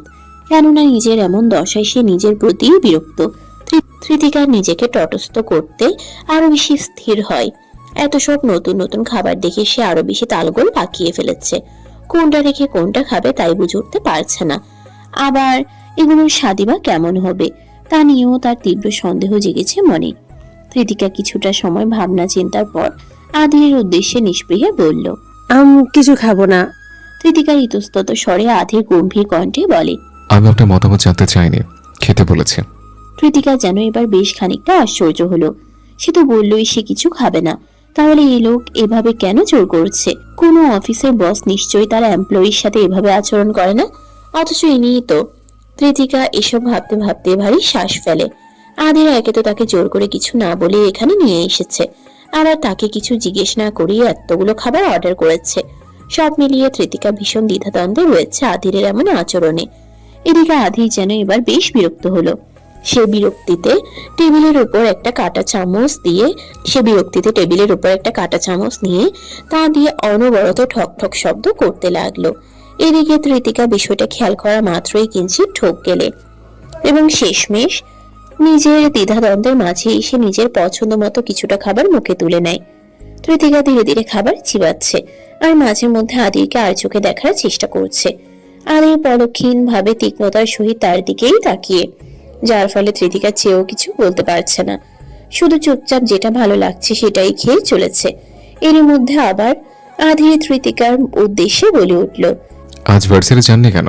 আধিরের কথায় কৃতিকা আচমকা হেসে উঠে। সে যে ভার্সিটিতে যায়নি এটা আধির কোথায় থেকে জানলো, আর সে কেনই বা এই ব্যাপারে তাকে জিজ্ঞাসা করছে? না, আধিরকে কোনো মতেই স্বাভাবিক লাগছে না, কিছু একটা গড়বড় রয়েছেই। কৃতিকা খাবারটা কোনো মতে গিলে নিয়ে আওড়ায়, আমি আজ ভার্সিটি যাইনি, এটা আপনি জানলেন কি করে? আধির কৃতিকার দিকে গম্ভীরের সহিত তাকিয়ে থাকতে থাকতেই বলল, আজ অফিসে অনেক আগে চলে এসেছিলেন, তাই মনে হলো আজ হয়তো আপনি ভার্সিটিতে যাননি। কৃতিকা এবার আরেক দফায় বিস্মিত হয়। সে বিস্ময়ের সাথে মনে মনে আওড়ায়, কি লোকরে বাবা, আমি তো আজ আগে অফিসে এসেছি, এটাও উনি নোটিশ করেছে? এমন লোকের হয়ে কাজ করতেও যান হাতে নিয়ে চলতে হয়। মনে মনে এই কথা বললেও কৃতিকা মুখে বলল, জি, আজ ভালো লাগছিল না দেখে আর ভার্সিটি যাওয়া হয়নি। কৃতিকার কথা শুনে আধির খানিকক্ষণ সময়ের জন্য থামে, পরক্ষণেই আবার একই সুরে বলে ওঠে, আপনি বাড়িতে খাওয়া দাওয়া ঠিক মতো করেন না? পুনরায় এমন প্রশ্নে কৃতিকা বোকা বনে যায়। তবুও আধিরের প্রশ্নের উত্তরে ইতস্তত স্বরে বলল, জি, মানে করি তো। মিথ্যা বলবেন না, আপনি ঠিক মতো খাওয়া দাওয়া করলে আপনার কাছে রাস্তা থেকে অচেতন অবস্থায় তুলে নিয়ে আমি হসপিটালে যেতে হতো না। ডক্টর খুব স্পষ্টভাবেই বলে দিয়েছে আপনি বাড়িতে একদমই খাওয়া দাওয়া করেন না। এভাবে চলতে থাকলে দুদিন পর রাস্তায় মরে পড়ে থাকবেন। ভাববেন না তখন আমি আপনাকে কোলে তুলে নিয়ে এভাবে ছোটাছুটি করব। আধিরের এমন কথাবার্তা শুনে কৃতিকা পুনরায় বিষম খেলো।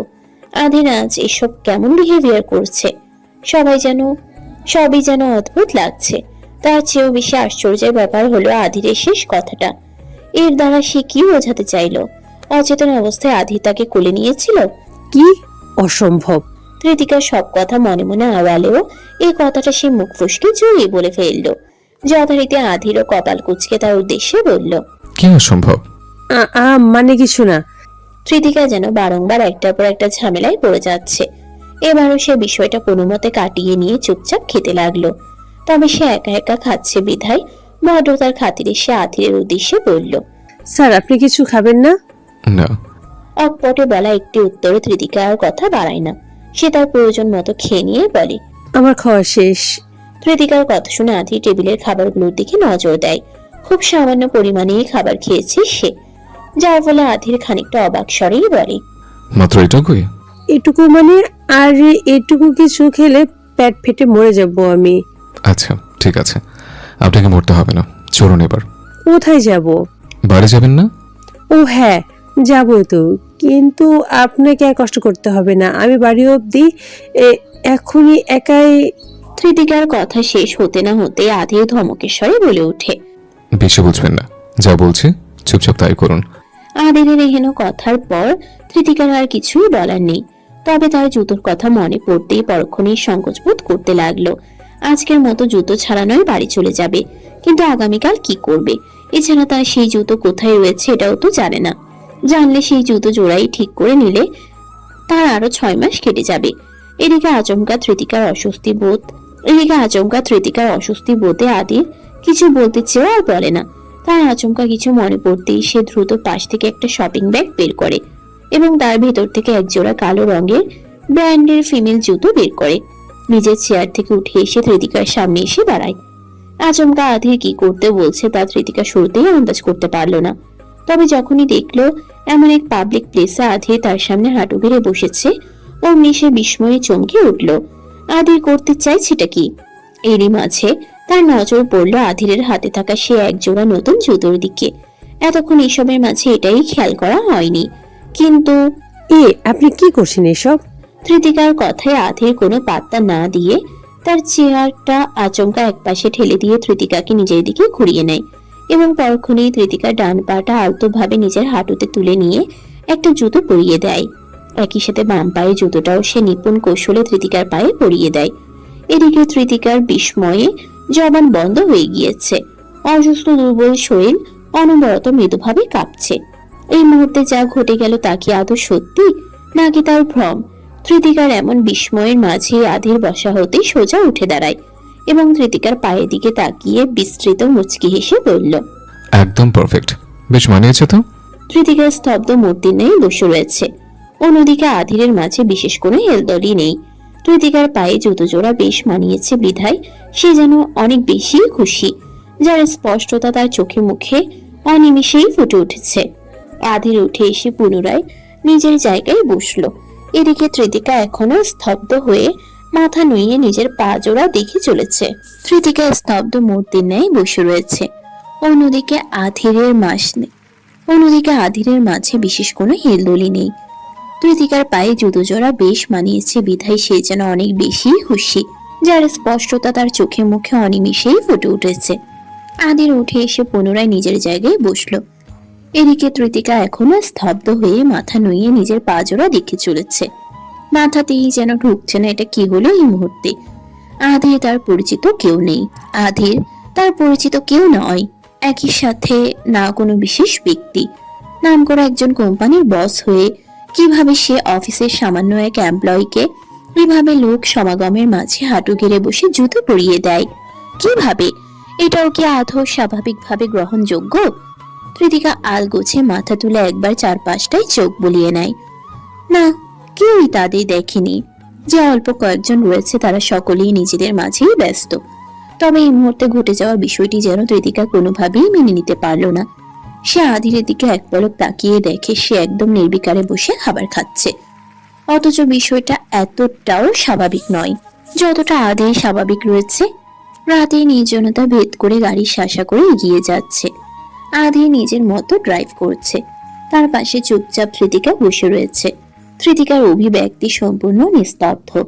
নিজের মনের মাঝে চলা হিসেব যেন কোনো মতেই মিলছে না। ধৃতিকা সর্বদা এটাই ভাবছে সে ভুল পথে এগোচ্ছে, সে কারো জীবন ধ্বংসের দ্বার প্রান্তে দাঁড়িয়েছে, যার প্রতিকার এই মুহূর্তে না করলে পরবর্তীতে অনেক বেশি দেরি হয়ে যাবে। আধির বাহিরে খেয়ে অভ্যস্ত, সে চৌধুরী ম্যানশনে খুব কমই যায়। এমনিতে সে আলাদা করে নিজের ফ্ল্যাটেই থাকে বিধায় বেশিরভাগ সময় নিজ ইচ্ছেতেই বাহিরের খাবার খেয়েই দিন পার করে। যদিও এটা তার কাছে খানিকটা বিরক্তিকর, কিন্তু নিজে রান্না করার মতো লোক সে নয়।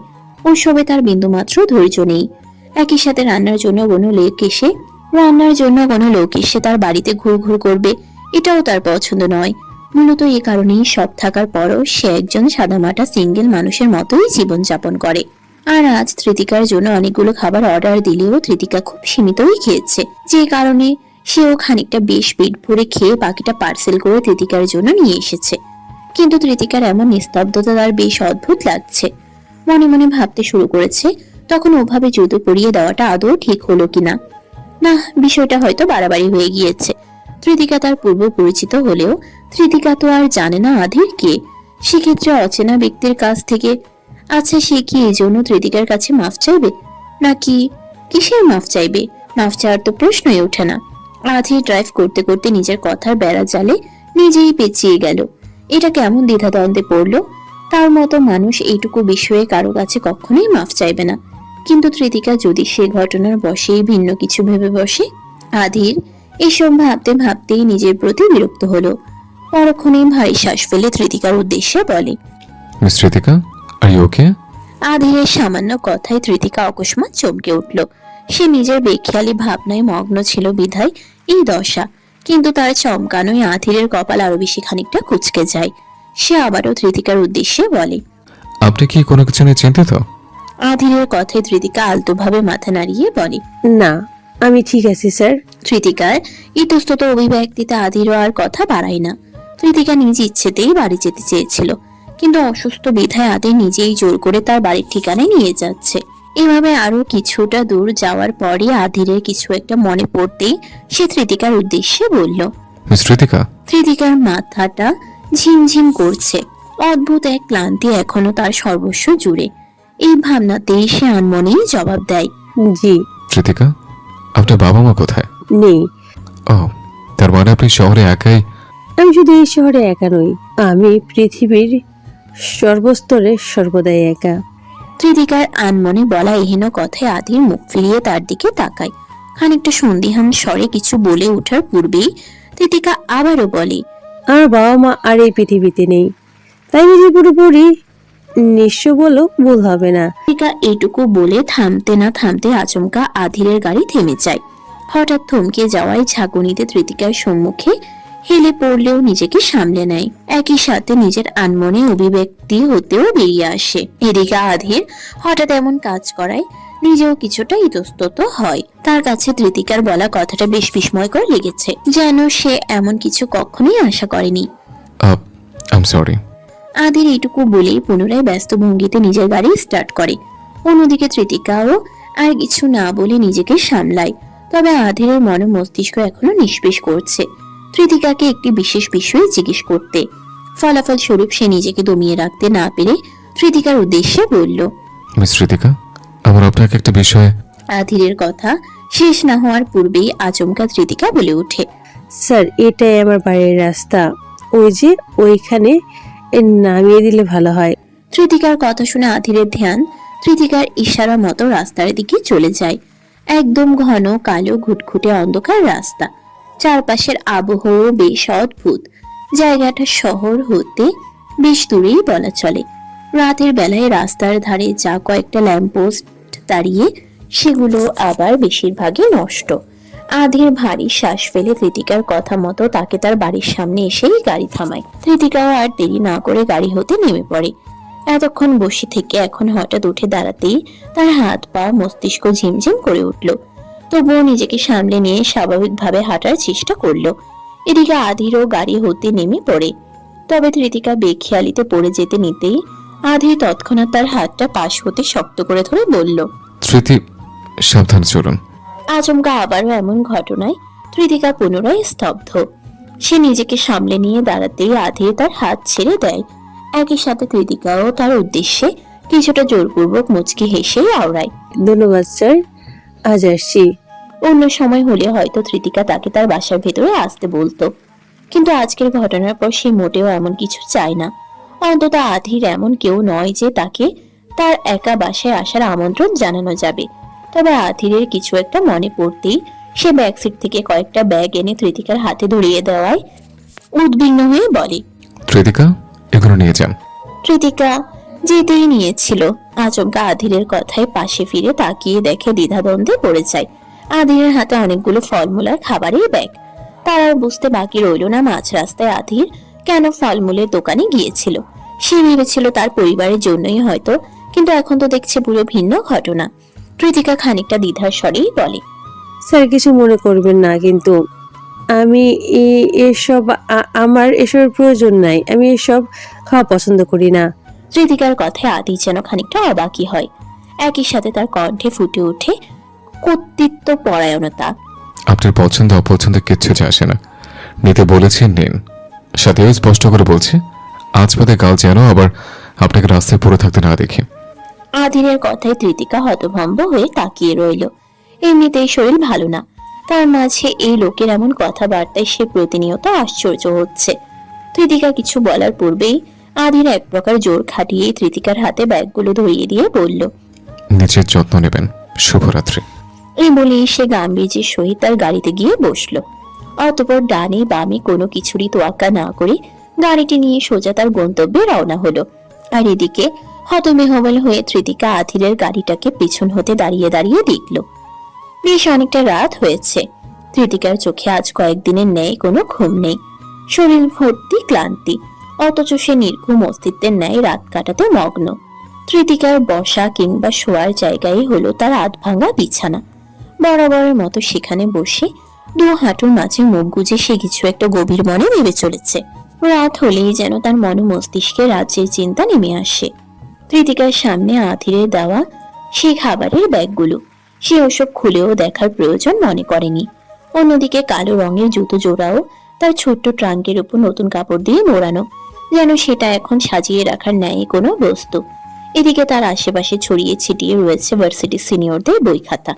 মনের তীব্র অশান্তি নিয়েও বেশ খানিকটা লিখেছে সে, কিন্তু এর চেয়ে বেশি লেখার মান মানসিকতা তার নেই। অসহ্য লাগছে তার এসব করতে। যদিও কালই শেষ দিন, ভার্সিটিতে সিনিয়রদের দেওয়া সময় অনুযায়ী, কিন্তু তৃতিকা আপাতত সেসবের কোনো তোয়াক্কা করছে না। সে তো ব্যস্ত তার হিসেব মেলাতে। এর মাঝে তৃতিকা তার মন মস্তিষ্কে চলা নানান মিশ্র অনুভূতি নিয়েই বিড়বিড়িয়ে বলতে লাগলো, না, প্রয়োজনে এই চাকরি আমি কালি ছেড়ে দেব, কিন্তু আমি কখনো চাই না আমার জন্য কারো জীবনে অশান্তি হোক। মিস্টার অধীর রায়ান আমার বিশেষ কেউ না যে আমাকে এভাবে অন্তত সবার মাঝে জুতো পরিয়ে দিবে, এই অধিকার তার নেই। কোনোভাবে আমি এমন একটা বিষয়কে নর্মালাইজ করতে পারছি না। এছাড়া ওনাকে আমি শুধুমাত্র একজন অফিসের বস হিসেবে গণ্য করি। সেখানে তার নিজের স্ত্রী সন্তান রয়েছে, সেখানে তিনি আমার সাথে কিভাবে এই ধরনের আচরণ করেছি, আমি কি তার মেয়ের বয়সী যে তিনি আমার সাথে, আর এমনিতেও কেনই বা তার মেয়ের বয়সী কারোর সাথে এরূপ আচরণ করবে। আমি যা আন্দাজ করেছি তাই যদি সত্যি হয় তবে করবো না আমি এই চাকরি। প্রয়োজনে না খেয়ে মরবো, তবুও না। আর যাই হোক, ঈশানের মতো মানুষ দুটোর জীবন আমি জেনে বুঝে নষ্ট করতে পারি না। বেঁচে থাকলে আগামীকাল আমি অফিসে গিয়ে নিজেই রিজাইন লেটার দিয়ে আসবো।